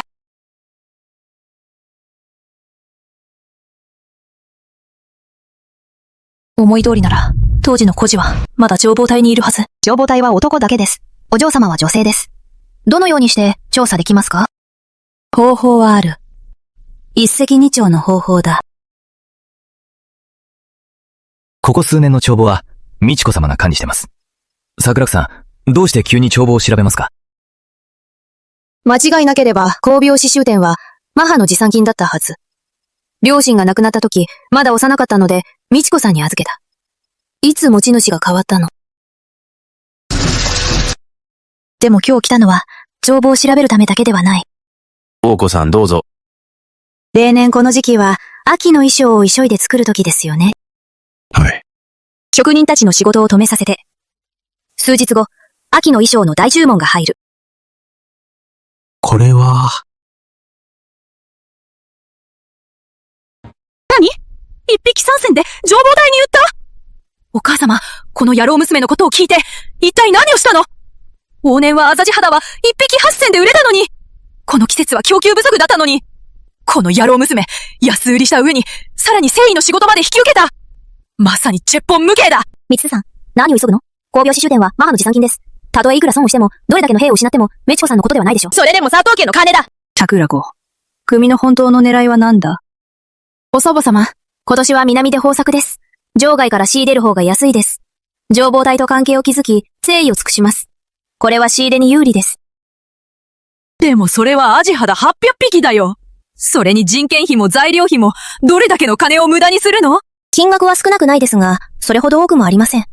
美智子さんは家計を取り仕切り、佐藤家の店を長年管理していますので、一番よくご存知でしょう。どうしたの？支払いができないのですか？もちろん違うわ。ただ、お金がもったいないだけよ。わかった。それで決定だ。では美智子さん、今から帳簿に指示をしていただき、明日出発します。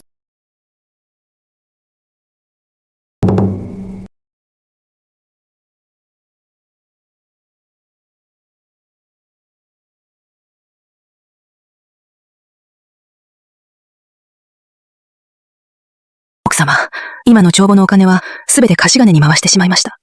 どうしたらいいですか？あの野郎娘のせいだ。他に方法はないから、まず店の商品を抵当に入れて、できるだけ早く帳簿を合わせなさい。はい。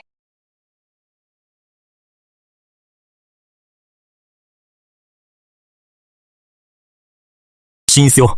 情報が入りました。任意よ。桜子さんは情報を得ると、さすがに情報隊を訪れました。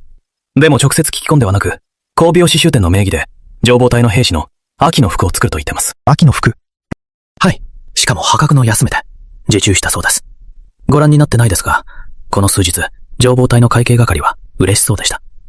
桜子さんが何を考えているのか。桜子さんは本当に独特ですね。新一よ。夢の中の桜子さんは、この時間に情報隊に行きました。もし本当に結婚したなら、本当に新一夫人になるのですね。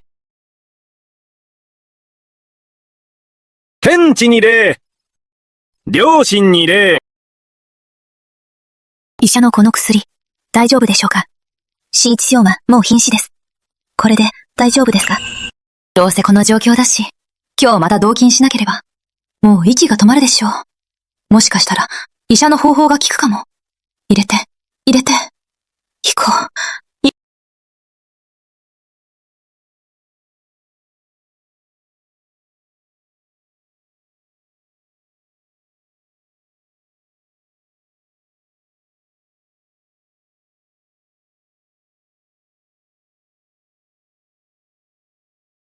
324。皆さんよ。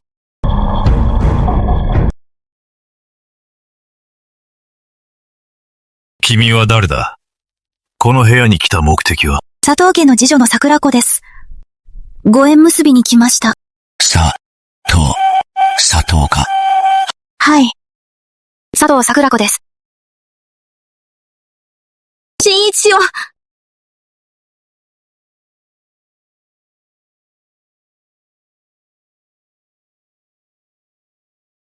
新一よ、離して。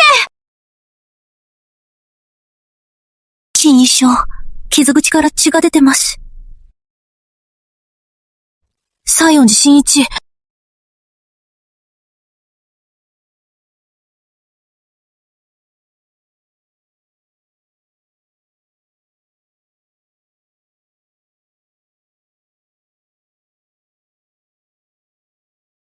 真偽よ。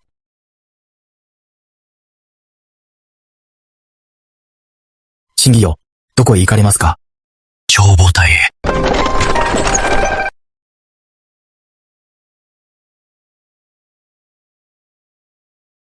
トキ止まれ。副教命令，今日量体裁议，后这次修订便注意在营内等候，各小队撤点へ。はい、ついてこい。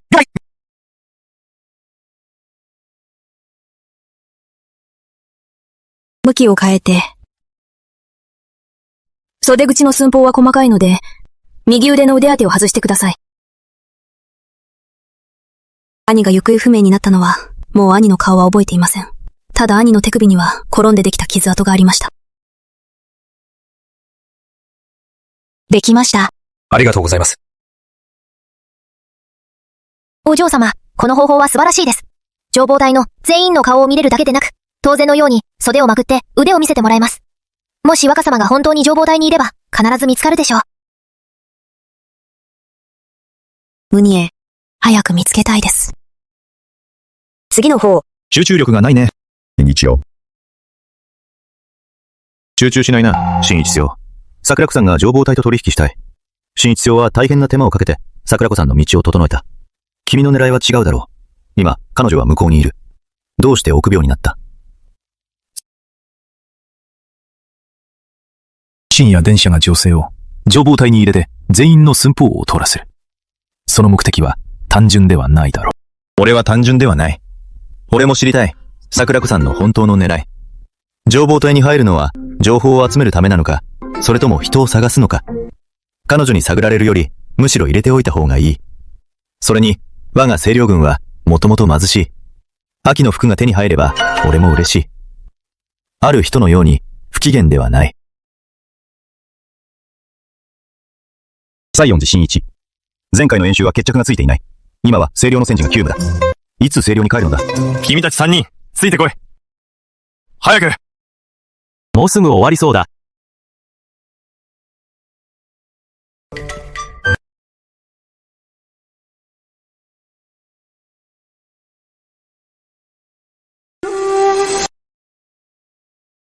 右腕の腕当てを外してください。失礼ですが、この傷は、どこで負ったのですか？これですか。3年前の戦場で、些細なことです。なるほど。はい、ありがとう。お嬢様、さっき最後の兵士でした。深夜坊ちゃまに似た人はいませんでした。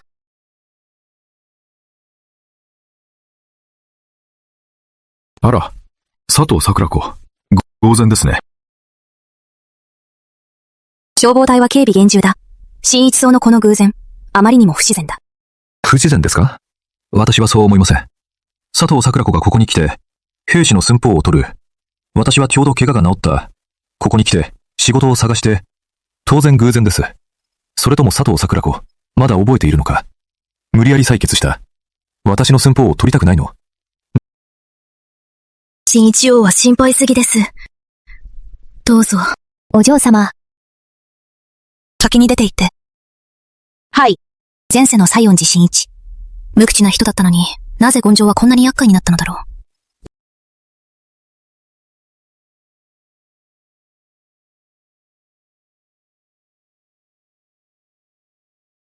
ウエストを測って、最近ずっと療養中。太ったかどうかもわからない。血の匂い。怪我はまだ治ってない。そうだね。ケニの国の入り口まで来た怪我が、数日で治るはずがない。そこは傷だから触れない。できました。佐藤桜子。なぜ寸法を取らないの？これは情報隊の兵士の、秋の服の寸法です。新一様が武士の道を志すなら、情報隊では浪費です。それに、生涯は寒い。マサは傍観できない。新一様、冗談はやめて。大病ミーエで、自分でもわからない。自分の道はどこにあるのか。佐藤桜子はどこから知るの？私は御前ではない。大理寺でもない。災害だ。佐藤桜子。夢を見たことがありますか？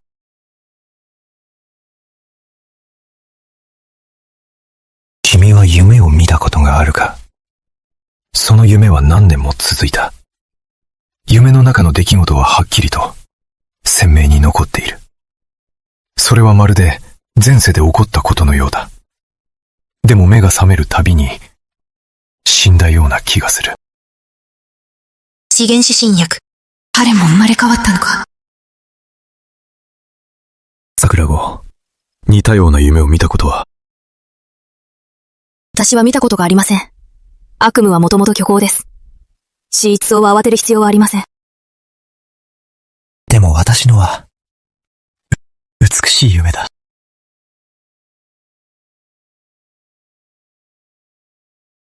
桜子。なぜ聞かないの？私の美しい夢は何だったのか。悪夢でも、美しい夢でも、どれも夢だ。夢は本当に受け取ってはいけない。さらに夢の中のもので自分を惑わせないで。もう時間です。失礼します。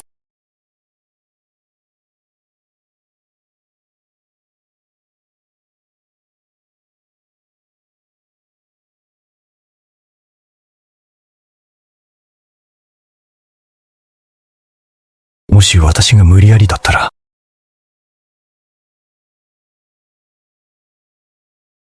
桜子。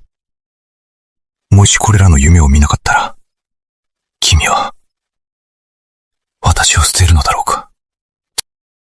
そんなことはありません。君が何をしたいにせよ。私は必ず手伝う。あなたは手伝えません。誰も手伝えません。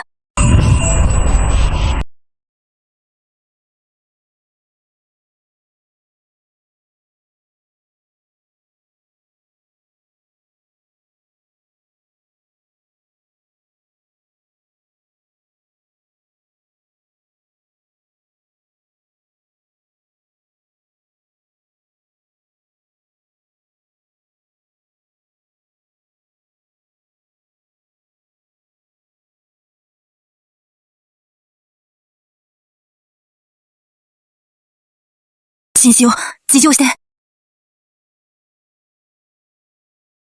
王子。桜津さん。新一よ。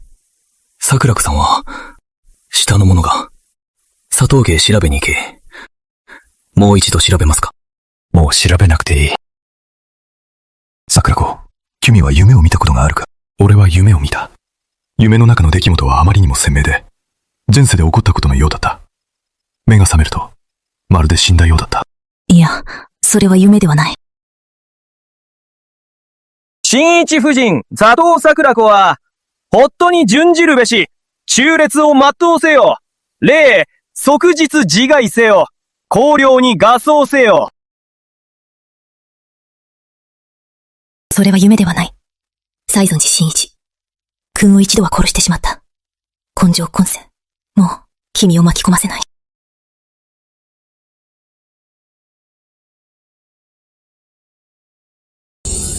この人はさっきはいなかったような。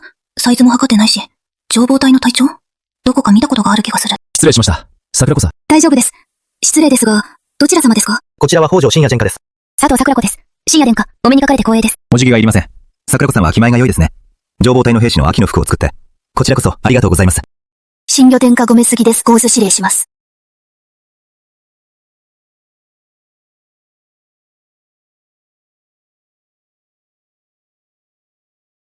京都でやっと気の合う友達ができたのに。清涼から難民を護送する部隊はどれ？教えてよ。軍機は秘密。スパイに気をつけろ。これまでの軍法は、犬にも教えた方がいいか。ねえ、彼女は公爵の嫡女だよ。どうしてスパイなの？何度も言ったでしょ？彼女はただ、幼い頃に離れた兄を探してるだけ。佐藤桜子さんは佐藤家の嫡女だそうです。本当に心の広い方ですね。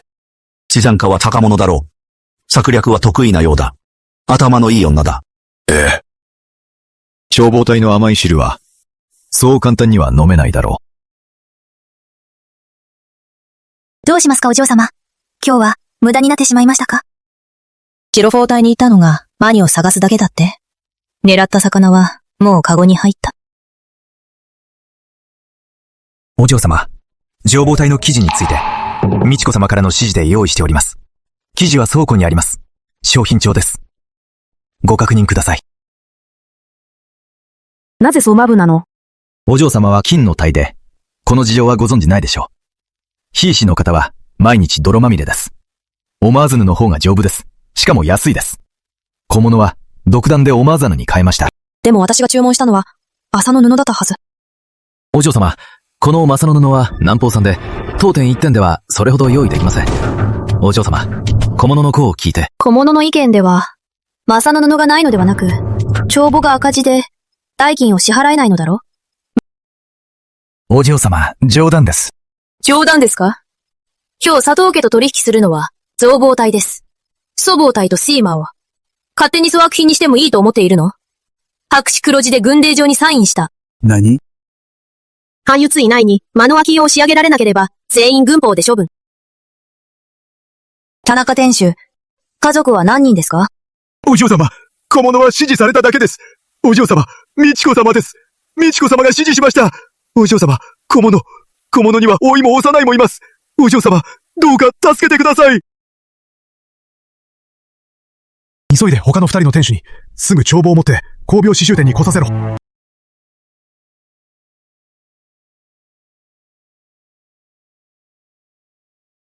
ここ数年、美智子は高利貸し、店主たちと結託していた。前回の帳簿は明らかに偽造だった。残念だが、この世には崩れんない連合などない。ただ、脅威が足りないだけ。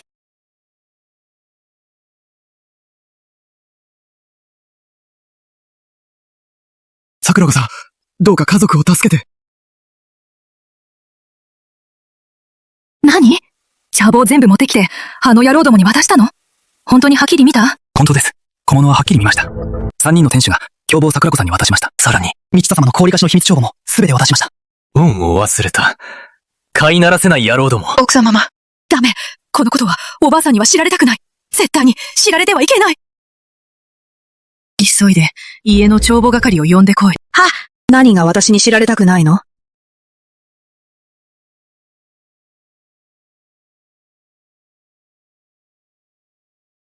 このおばあさんは、ここにいる。さあ話してみなさい。何が知られたくないの？母者、大したことはありません。かつて、三つの刺繍店は、大宗の遺産でした。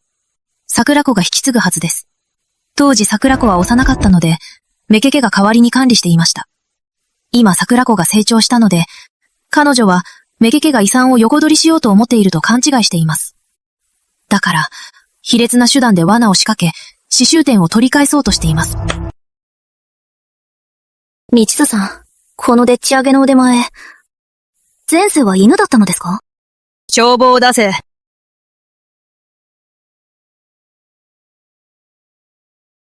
脅迫し、脅すれた。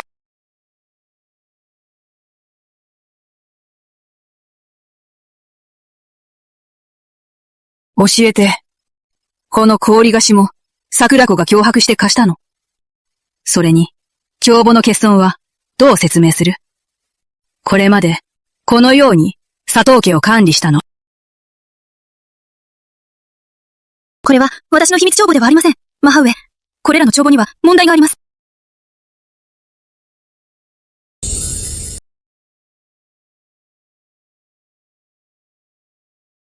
お前だ。お前だ。私を陥れるために、この秘密帳簿を偽造したのか。みち子さん、無実を濡れ衣にしないで。なぜ私がこの秘密帳簿を偽造する必要があるのですか？もちろん私がお前の財産を奪ったからだ。ずっと企んで刺繍展を取り返そうとしている。この秘密帳簿が偽造だというなら、教えてください。本物はどこですか？もちろん。出せない秘密帳簿。合わない不良債権。本物の帳簿を出せないでしょう。秋人！川付け！お嬢様、3つの店主は刺繍展の帳簿は提出しましたが、秘密帳簿はなかなか出しません。もし美智子さんが秘密帳簿はないと言い張れば、私たちは彼女には手がないのですか？電源。お嬢様、何かご用ですか？公用刺繍展は持ち主が変わります。一斉で取引しませんか？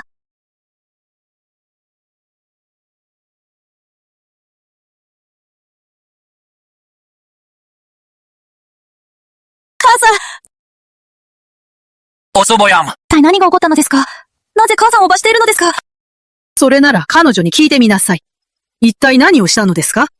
主婦として、公金を横領し、私腹を肥やし、高利貸しをし、一族を巻き込む。今日は、決してお前を許さない。ないじゃじゃほー。祖母、人前で、マハを罰しないで。カハは佐藤家主婦です。もし人前で、他方を執行したら、これから、カハはどうやって佐藤家にいるのですか？祖母、大変です。消防隊の人が突然来ました。言うには、悪用の記事の不具合を問い合わせに来たと。何？最後に消防隊を使うのは計画通りだったが、でもなぜ、こんなに早いのだろう。今更。お母さんの自業自得だ。人のせいではない。以上。神主の身から倉庫の鍵を取れ。今日から、家の財政は桜子に任せる。消防隊の方は、老臣が直接説明する。君たち。続けろ！血が出ない！止めるな！はい。みちつさん、失礼します。手が重いとは思わないで。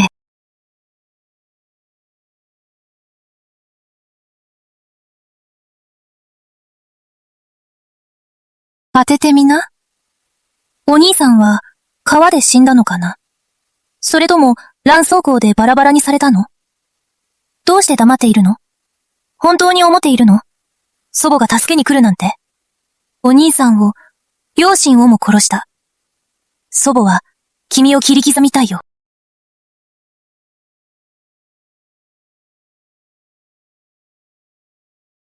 鍵を取り出せ。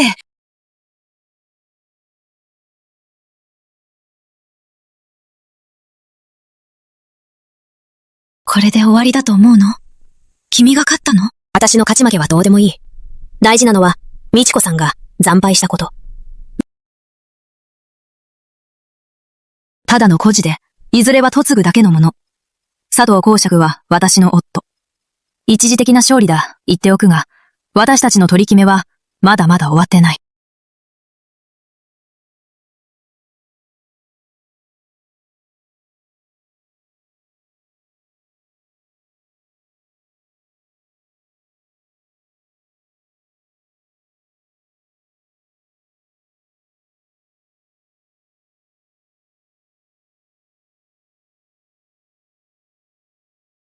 お母様、兄を見つけられませんでしたが、でも、お母様の鍵を持ってきました。安心してください。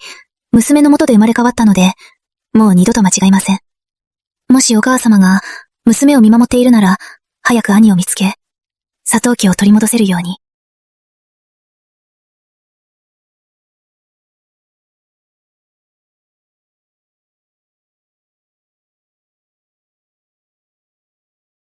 お母様、本当に不注意ですね。これまで帳簿はしっかり保管していたのに、娘でさえ場所を知りませんでした。何がわかるの？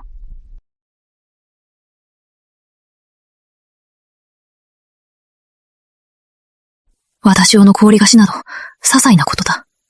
大事なのはこれまで、母と高橋家の取引。それが露見したら、おそらく影響が出て、父の爵位継承が危ない。とにかく、その私をは絶対に残せない。早急に手を打って根本的に解決しなければ。でもどうしたらいいの？今は、倉庫の鍵が、佐藤桜子、あの野郎どもの手に渡った。奥様。何ですか？松本家から招待状が来ました。二人のお嬢様を花見の宴に招いています。わかった。下がれ。はい。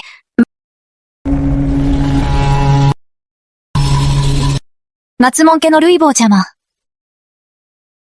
中央敬遠で佐藤桜子を野犬が骨を見つけたよう。あれは露骨だった。ちょうどいいタイミングだ。お母様、何を考えていますか？鍵を取ったって何？家の管理権がなくても、私は佐藤家の主婦だ。娘は家にいられない。もう頃合いだ。いい結婚先を探してやろう。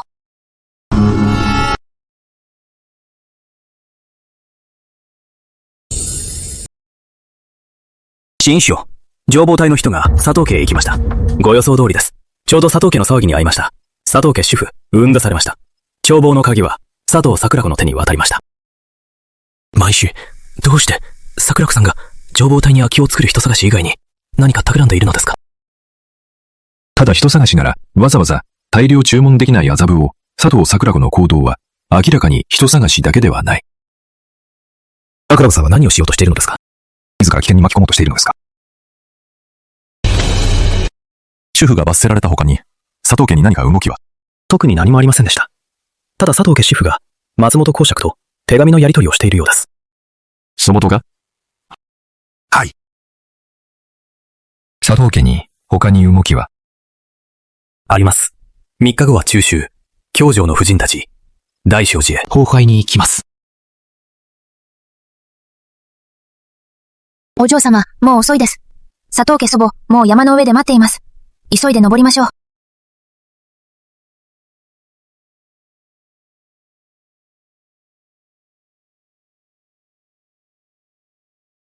桜子さんは何を言いたいのですか？チュワオ茶園で、チュエボーちゃまもご覧の通り、新一草は桜子に好意を持っています。それほど時間はかからず、桜子は新一夫人になるでしょう。内包ちゃま、それでもいいのですか？だから、何をしたいのですか？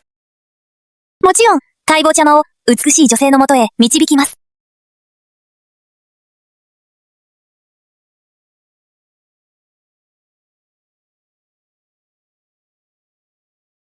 毎年8月15日、法要家は大正寺の住職を招き、先祖の崩壊を行い、家文を唱えます。佐藤家祖母、線香をお持ちください。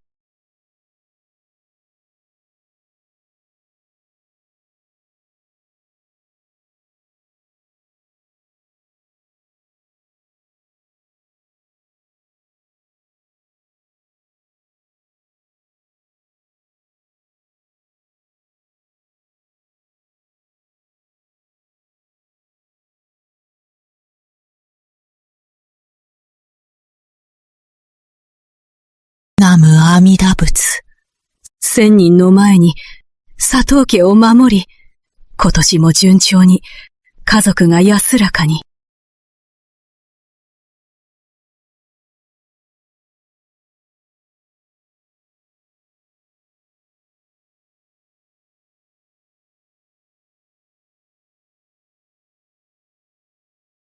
形勢。もう十数年も。もしあなたが、桜子と明子が、良い人に巡り会えますように。おばあ様。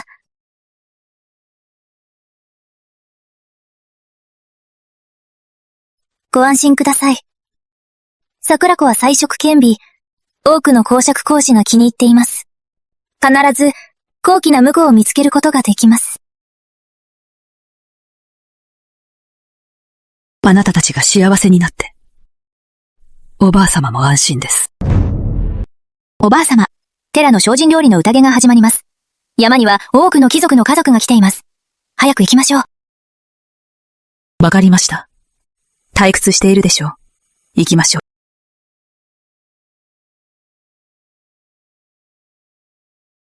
う。毎年崩壊が終わると、佐藤桜子は一人で、離れで亡き母のために写経します。桜津、精進料理の宴が始まります。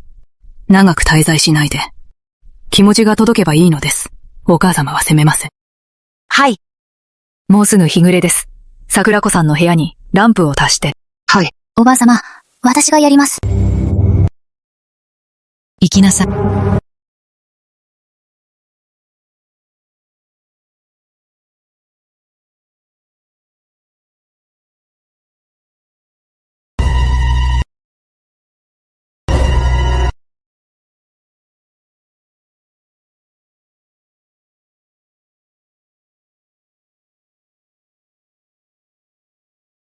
全員で精進料理を食べています。テラの僧侶たちも手が離せません。裏庭の離れ、良い時節、地帯棒茶間、お楽しみください。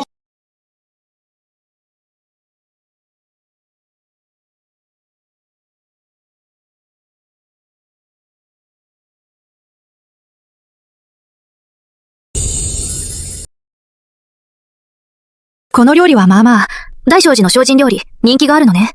どうしてこんなに人が、まだ慶女に来たばかり？大聖寺の精進料理は普通だけど、毎年ここで8月15の中秋祭りを。8月15って何？毎年8月15は山の下で灯籠祭りがあるの。みんな本当に精進料理のために来てると思う？ただ、正当な理由を作って夜遅く帰るためです。にじび込んで恋人を見るだけです。お嬢様、あれ、正信夫人ではないですか？西園寺真一様、参りました。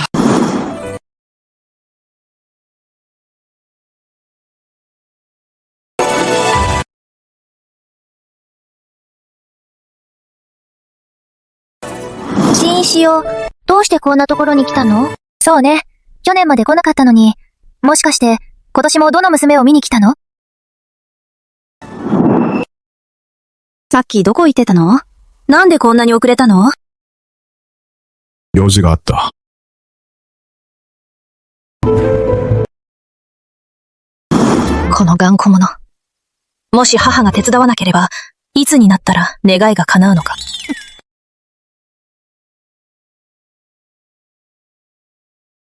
もっと食べなさい。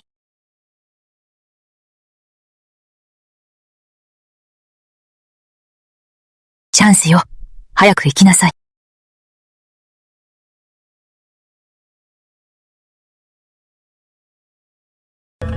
新一相馬。新一相もこの精進料理会に来るなんて、本当に縁ですね。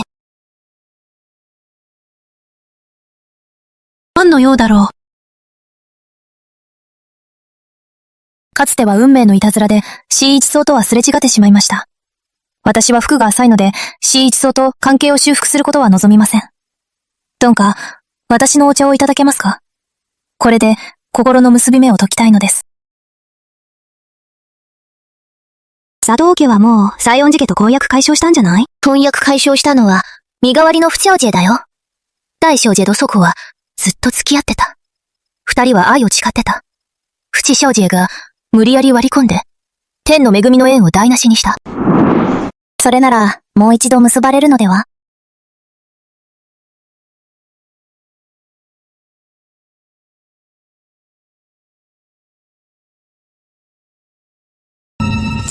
新一層。俺は正体不明の茶は飲まない。お嬢様のお名前は？どこから来たの？佐藤家の佐藤。どうでもいい。興味ない。三尾魔生の約束だったじゃない？全然知らない人だったの？滝津お嬢様。縁は無理に求めても、席におかけください。さあさあ、どうぞ召し上がれ。佐藤桜子。すべて君のせい。私の縁を台無しにしたから、自業自得の結末を待て。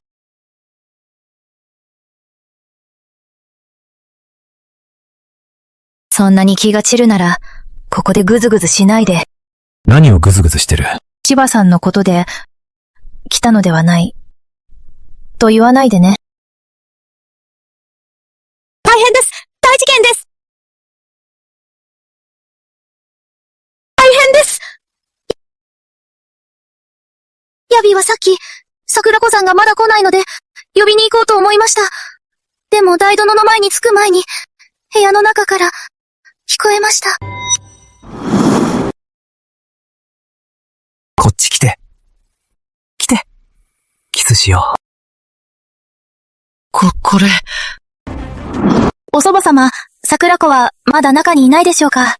桜子さんは亡き母のために写経していると言っていたのでは？これは男性の声のようだが？まあ、阿弥陀仏。この正常な仏門で、不道徳な行為。家の名を汚した、どこの野郎なのかもしれない。また口よつり！佐藤桜子。今日から君は民売命列だ。お祖母様、桜子は何かあったのでは？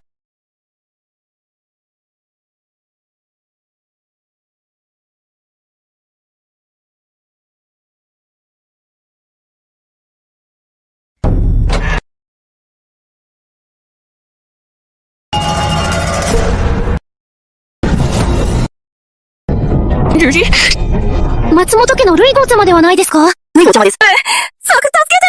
ジュジ！ジュジュ、早く手伝いなさい！私じゃない。野心夫人二人の小使い。しばらく前に死亡しています。下がれ。はい。レイチェ、大丈夫？一体何が起こったのですか？平気で山に来て食事をしていたのに、どうしてこんなことになったのですか？ちょいて、もし、お母さんが君を傷つけた人を知ったら、お母さんは必ずその人を寸断してやる。マサシン夫人、先に息子を試合連れて行きます。調査はお手数ですが、よろしくお願いします。はい、早く行きなさい。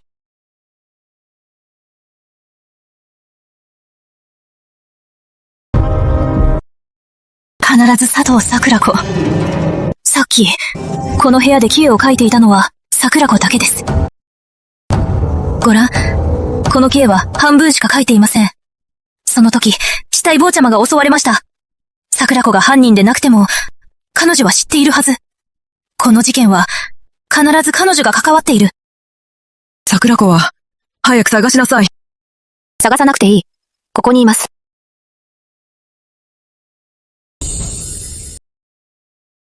桜子。一体何が起こったの？そうも、桜子は体調が悪く、部屋を出ました。桜子も知りません。桜坊ちゃまが桜子の部屋にいた理由も、なぜ怪我をしたのかも知りません。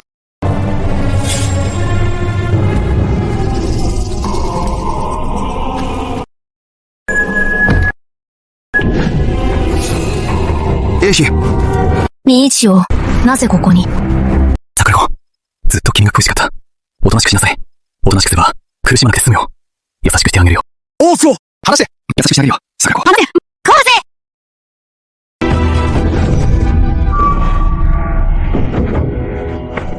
せ！对方家马。クソ女。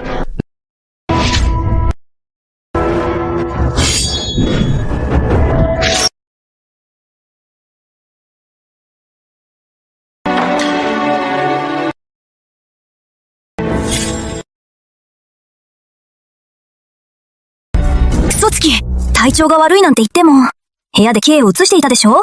どうして体調が悪いの？しかもルク坊ちゃまが襲われた時に、体調不良？もし偶然なら、それよりも、なぜ彼は私の部屋にいたのか。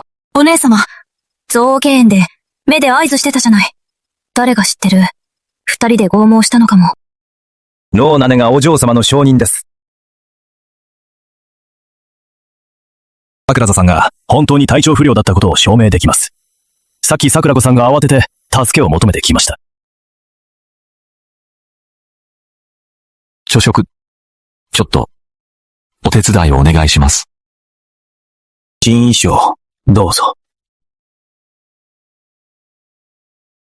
桜子さんは意識が朦朧で、昏睡寸前でした。脈を取って初めて、人に薬を盛られたことが分かりました。もし、彼女が気づいて逃げ出さなければ、今頃は危なかったでしょう。これ、仏門の地で、なぜこのような汚いものが。そうですね。今日の禅寺は人が多く、どこかの不老者が混ざり込んで、桜子に薬を盛ろうとしたのでしょう。今は、証拠がないので、これは難しいですね。道津さん、これは難しくありません。何を言っているの？麻薬は通常、小チビから体内に入ります。薬は燃え尽きるかもしれません。でも残った香りは消えません。人間はわからない。でも犬はわかる。小僧さん。噛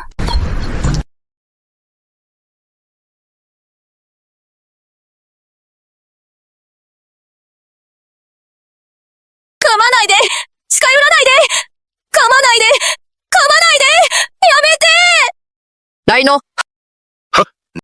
佐藤明子を、大理寺へ連行せよ。母さん！母さん！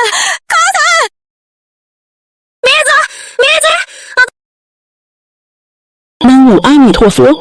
南無阿弥陀仏。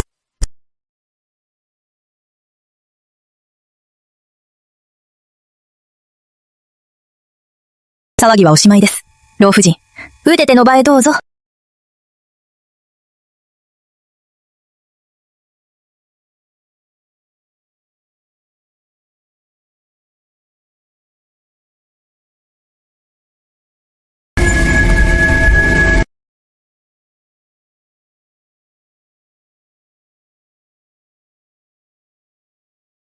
真意よ。動かないで。立っていられない。解毒を飲んだけど、僕は時間がかかる。小柄ないで、今夜のことは聞かないよ。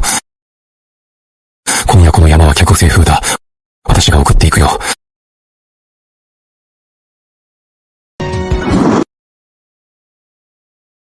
愚かな女！こんなことをしたのか！佐藤家を滅ぼしたいのか！桜子のためだったのよ。気づかなかったの。西園寺家が桜子にどんな態度をとっているの。もし急がなければ、あの野郎どもが桜子を追坊ちゃまと結ばせる。桜子はどうなるの？愚か！西園寺家と結べれば、明子でも桜子でも同じだ。大事なのは爵位だ。もちろん違うわ。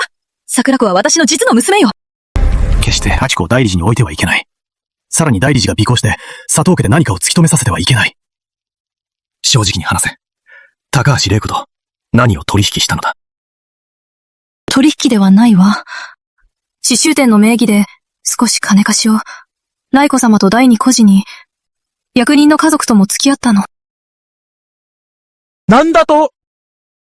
第二皇子と朝廷の一人の家族と付き合った。知っているのか？これは皇子の回答を助けることだ。そんなに深刻でもないでしょう。ダメだ。すべてがダメだ。おい、どうしたらいいの？大理寺の人は、もう来ているのでは？この刺繍店は残せない。高橋玲子を探せ。明子を救うよう頼め。今すぐ計算する。刺繍店を焼き払う。提灯よ。提灯。上質の提灯よ。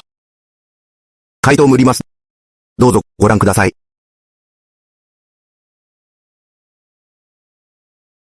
何も聞いてこなかった。山の上から下まで、一言も話さなかった。まるで、何も起こってないみたい。提灯売ります。美しい提灯。若様、提灯いかがですか？この提灯の刀身は、お寺の仏前で奉納したものです。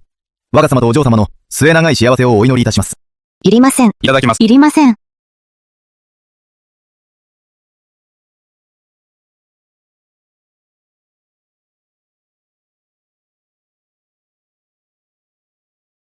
特に意味はない。ただこの通りで、皆が提灯を持って、楽しそうに。それで思ったのだ。桜子も持っているべきだ。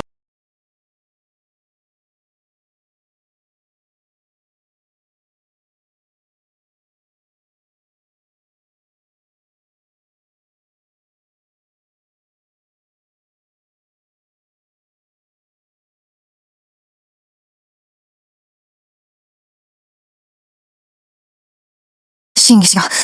すみませんが、私たちは、はい。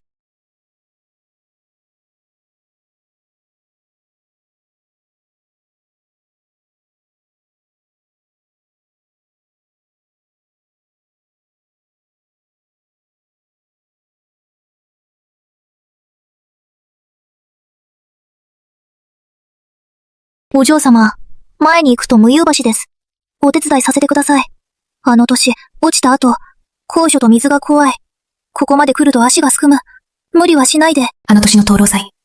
アチコがこの橋を渡って、川の向こう岸へ連れて行った。その後、私は不意に落水した。父は私を救うため、兄を一人で繁華街に置いた。お嬢様。その後何年も、ここを通るたび、体中が刺されるよう、もう一度も、向こう岸の橋には行かなかった。お嬢様。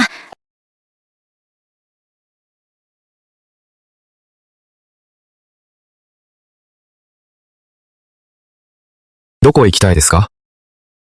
何ですか？どこへ行きたいですか？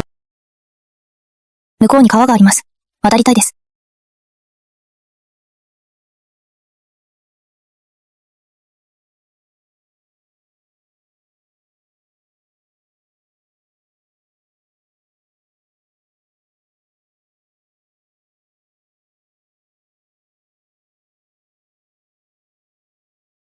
手を取って、渡ってあげます。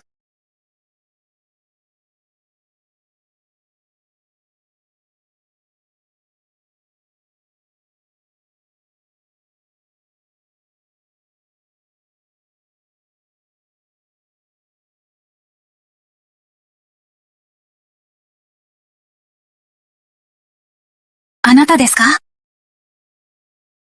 あの夜、水が怖い。娘に出会った。私たちは一目惚れ、約束をして、近日中にお見合いに行く。しかしその後、いろいろなことが起こった。その後、彼女は私の妻になった。でも彼女は、壁を作っていた。死ぬまで話してくれなかった。多分天の、慈悲で、再び生きることができた。前世、故郷に帰ることができなかった。あの娘が、辛かったのかな。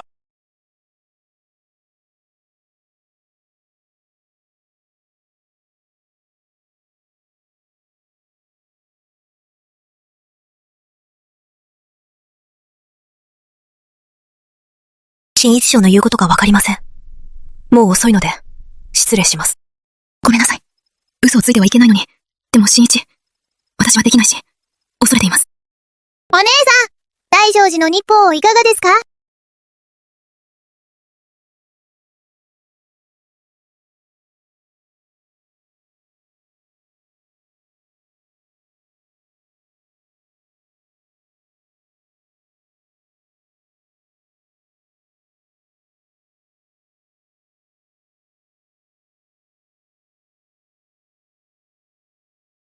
新一、やめて！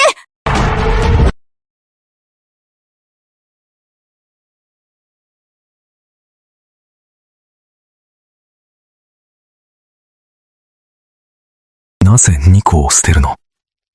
桜子、君は怖がってる。また私が二子の毒で死ぬのが怖いのだろう。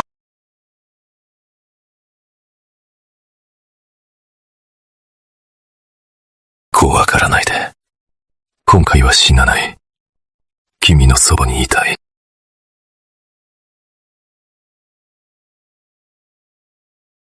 真意。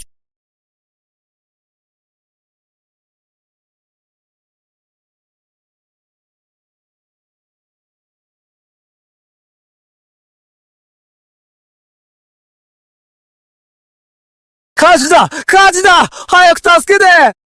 どこで火事ですか？前の紅葉刺繍店です。どうして火事になったのか、隣の店まで燃えてしまいました。火事だ！早く助けて！紅葉刺繍店。今日は当番がいたはず。違う。単なる火事ではない。高一美智子と第二美智、玲子様と結託している。秋子が今日大理寺に連行。彼らはおそらく、大理寺が手がかりを証拠を見つける。だから、夜通しで証拠を焼き尽くす。いいし！急げ！早く水を持ってこい！天使がまだ中にいる！もう前に行かないで！危ないよ！こんなに急いで放火するなら、天使を殺そうとしているのだ。お嬢さん！桜子！あれ？主人の娘？主人の娘だが、命に金が入ったんだ。どうぞ。天珠天珠因子。天珠天珠天珠大丈夫ですか？放水。連れて行くから。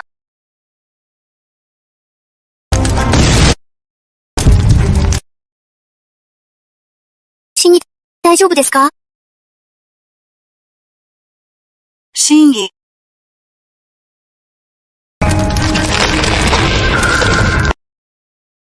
火事がどんどん大きくなっている。真意。ここに来て、後悔していますか？いいえ、君がそばにいれば、それで十分です。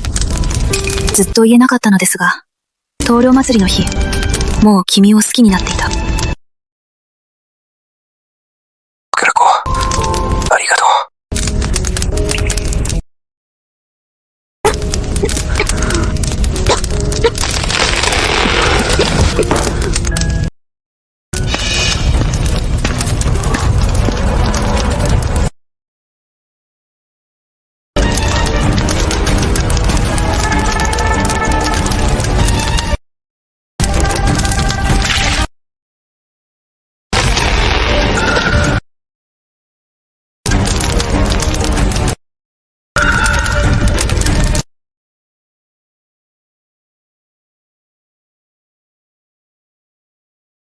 兵長親衛殿下、人傷の怪我は心配ないです。簡単に包帯を巻けば大丈夫です。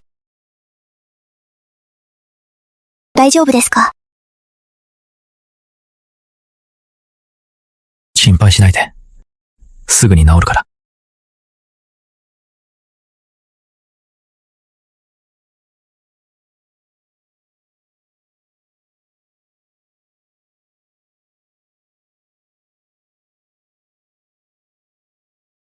そうそう、一つも見逃すな。消防隊は屋敷捜索はしないはず。どうして急に来たの？北条信也殿下は何のため？信也殿下は清涼で育ったはず。これまで京城に来たことない。なぜ彼を見ると見覚えがあるの？お兄ちゃん、遊んでよ。お兄ちゃん、お兄ちゃん。いいよ。じゃんけんぽん。彼は一体誰？とにかく。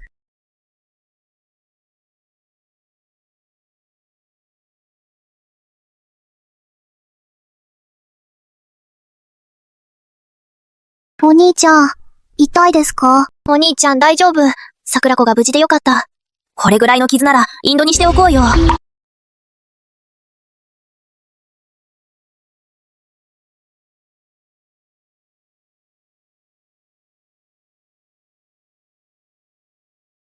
殿下この上はどこで？いつ怪我をしたのですか？殿下、本当に精霊の人ですか？生まれた時から精霊ですか？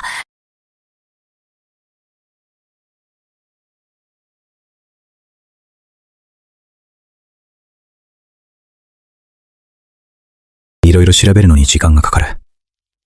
君を危険にさらしたくなかった。思いがけず逆効果になってしまった。ごめんね。兄が遅れた。お兄ちゃん。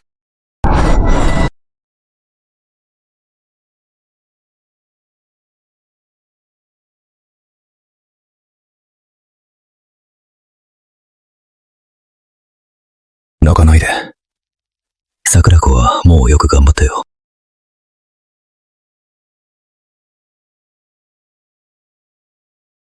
これからのことは、兄に任せておいて。はい。お父さん！お母さん！私の娘よ。大変だったね。帰ってくればいい、阿弥陀仏。帰ってきて何の意味が？今では京城中の人が、私が大理寺に入ったことを知っている。お母さん、お祖母さん、明子はもう人の前に出られない。死んでしまいたい。いや！明治よ。明治。明治よ、これは何のため？お祖母さん。母は落ち込まないで。必ず道は開ける。明子のこの苦しみは、無駄ではない。何を言っているの？母もご存知ですが、私は玲子様と仲が良いです。ここ数年、玲子様の実家に多くの金を使いました。しかし玲子様は佐藤家の心を信じず、私を信用していませんでした。桜子が代理寺に入ったことで佐藤家は追い込まれました。しかし同時に佐藤家は玲子様への忠誠を示したのです。ふむ。玲子様は、今夜桜津が無事に出られたのは、莉子様が取り持ってくれたのです。莉子様によると、天皇陛下の勅命が下り、明日新しい佐藤宝爵が任命されます。本当ですか？本当です。あちこは安心して。これからは、本物の佐藤修爵の嫡女だ。玲子様が約束しました。お父さんが爵位を受け取ったら、天皇第二王子の妃になれます。お母さん、本当ですか？あら、これは、本当に良い知らせだ。2つの幸せが来た。老夫人、名実様。桜子さんがまだ帰ってきません。大変なことをしたので、帰れないのだろう。こんなにも恥知らずで外泊する。将来結婚できなくても自業自得だ。今夜佐藤家は大きな変化が。もう佐藤家に帰るのは危険だ。西園寺家にいてほしい。でもまだ。できますよ。できます。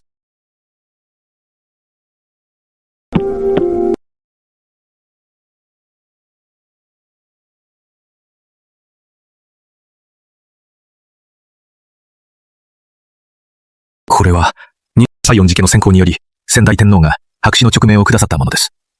今日この勅命を使って、君を妻に迎えたい。新一は頑固ではない。加盟は集いそれは必要ない。必要です。君を妻に迎えたい。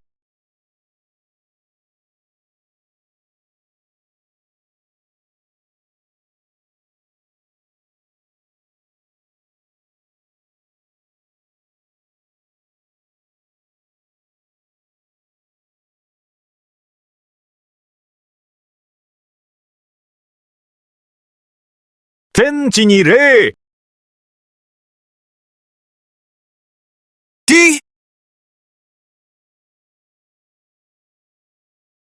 両親に礼。じゃあ。お辞儀はいりません。今日は失礼しました。この頑固者。勅命をこんな使い方するのか、聞いておきなさい。妻をむとるのは無理強いではいけません。わかりますか？怪我。彼は無視しましょう。桜子。今日の結婚式は本当に急ぎすぎました。明日マハヒは吉日を選び、立派な儀式を行います。夫婦協理。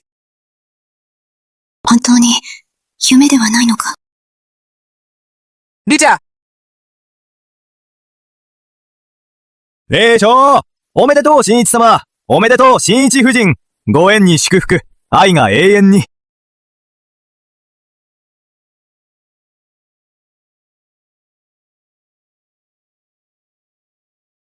新一。ごめんなさい。の字を読まるの。前世、もし私が2個を渡さなければ、あなたは死ななかったのに、すべて私のせいで、あなたを異国で死なせてしまった。なるほど。それが理由で腕を切って挙婚したのか。もし私がいなければ、天皇陛下は皇一層に爵位を与えず、秋子の立場も第二皇子と結ばれなかった。そして皇后になる。たとえ知っていても、縁結びしなくても、目を覚ますのに。でも私は、王子。考えたことはないのか。私は重傷を負っていた。なのになぜ、目を覚ましたのだろう。あなた？前世は私が、約束通りにお家へ。でも天皇の勅命で、水量へ派遣された。帰ってきて初めて、父が、結婚を間違えたことが分かった。では、前世の怪我は本物だが、理由は分からない。前世の怪我は、今よりずっと軽かった。だから嫁ぐ前の数日、私は危機を脱した。縁結びというのは、単にあなたを、秋子に対婚させるためだった。でも、思わなかった。思わなかった。佐藤家は逆に挑戦し、思わず私が替え嫁になった。そして結局は、桜子、何を恐れているのかわかる。でも、過去はもう悪夢だ。今だけが、本当に生きている時だ。でも、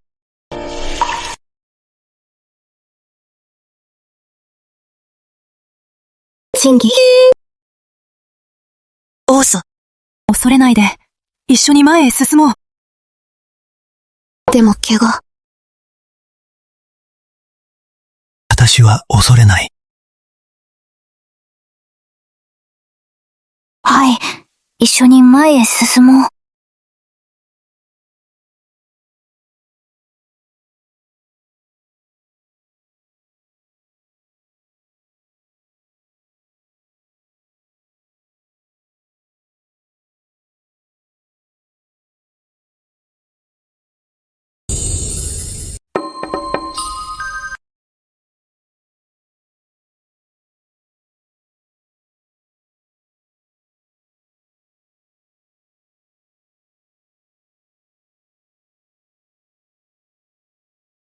命が嫌いなの？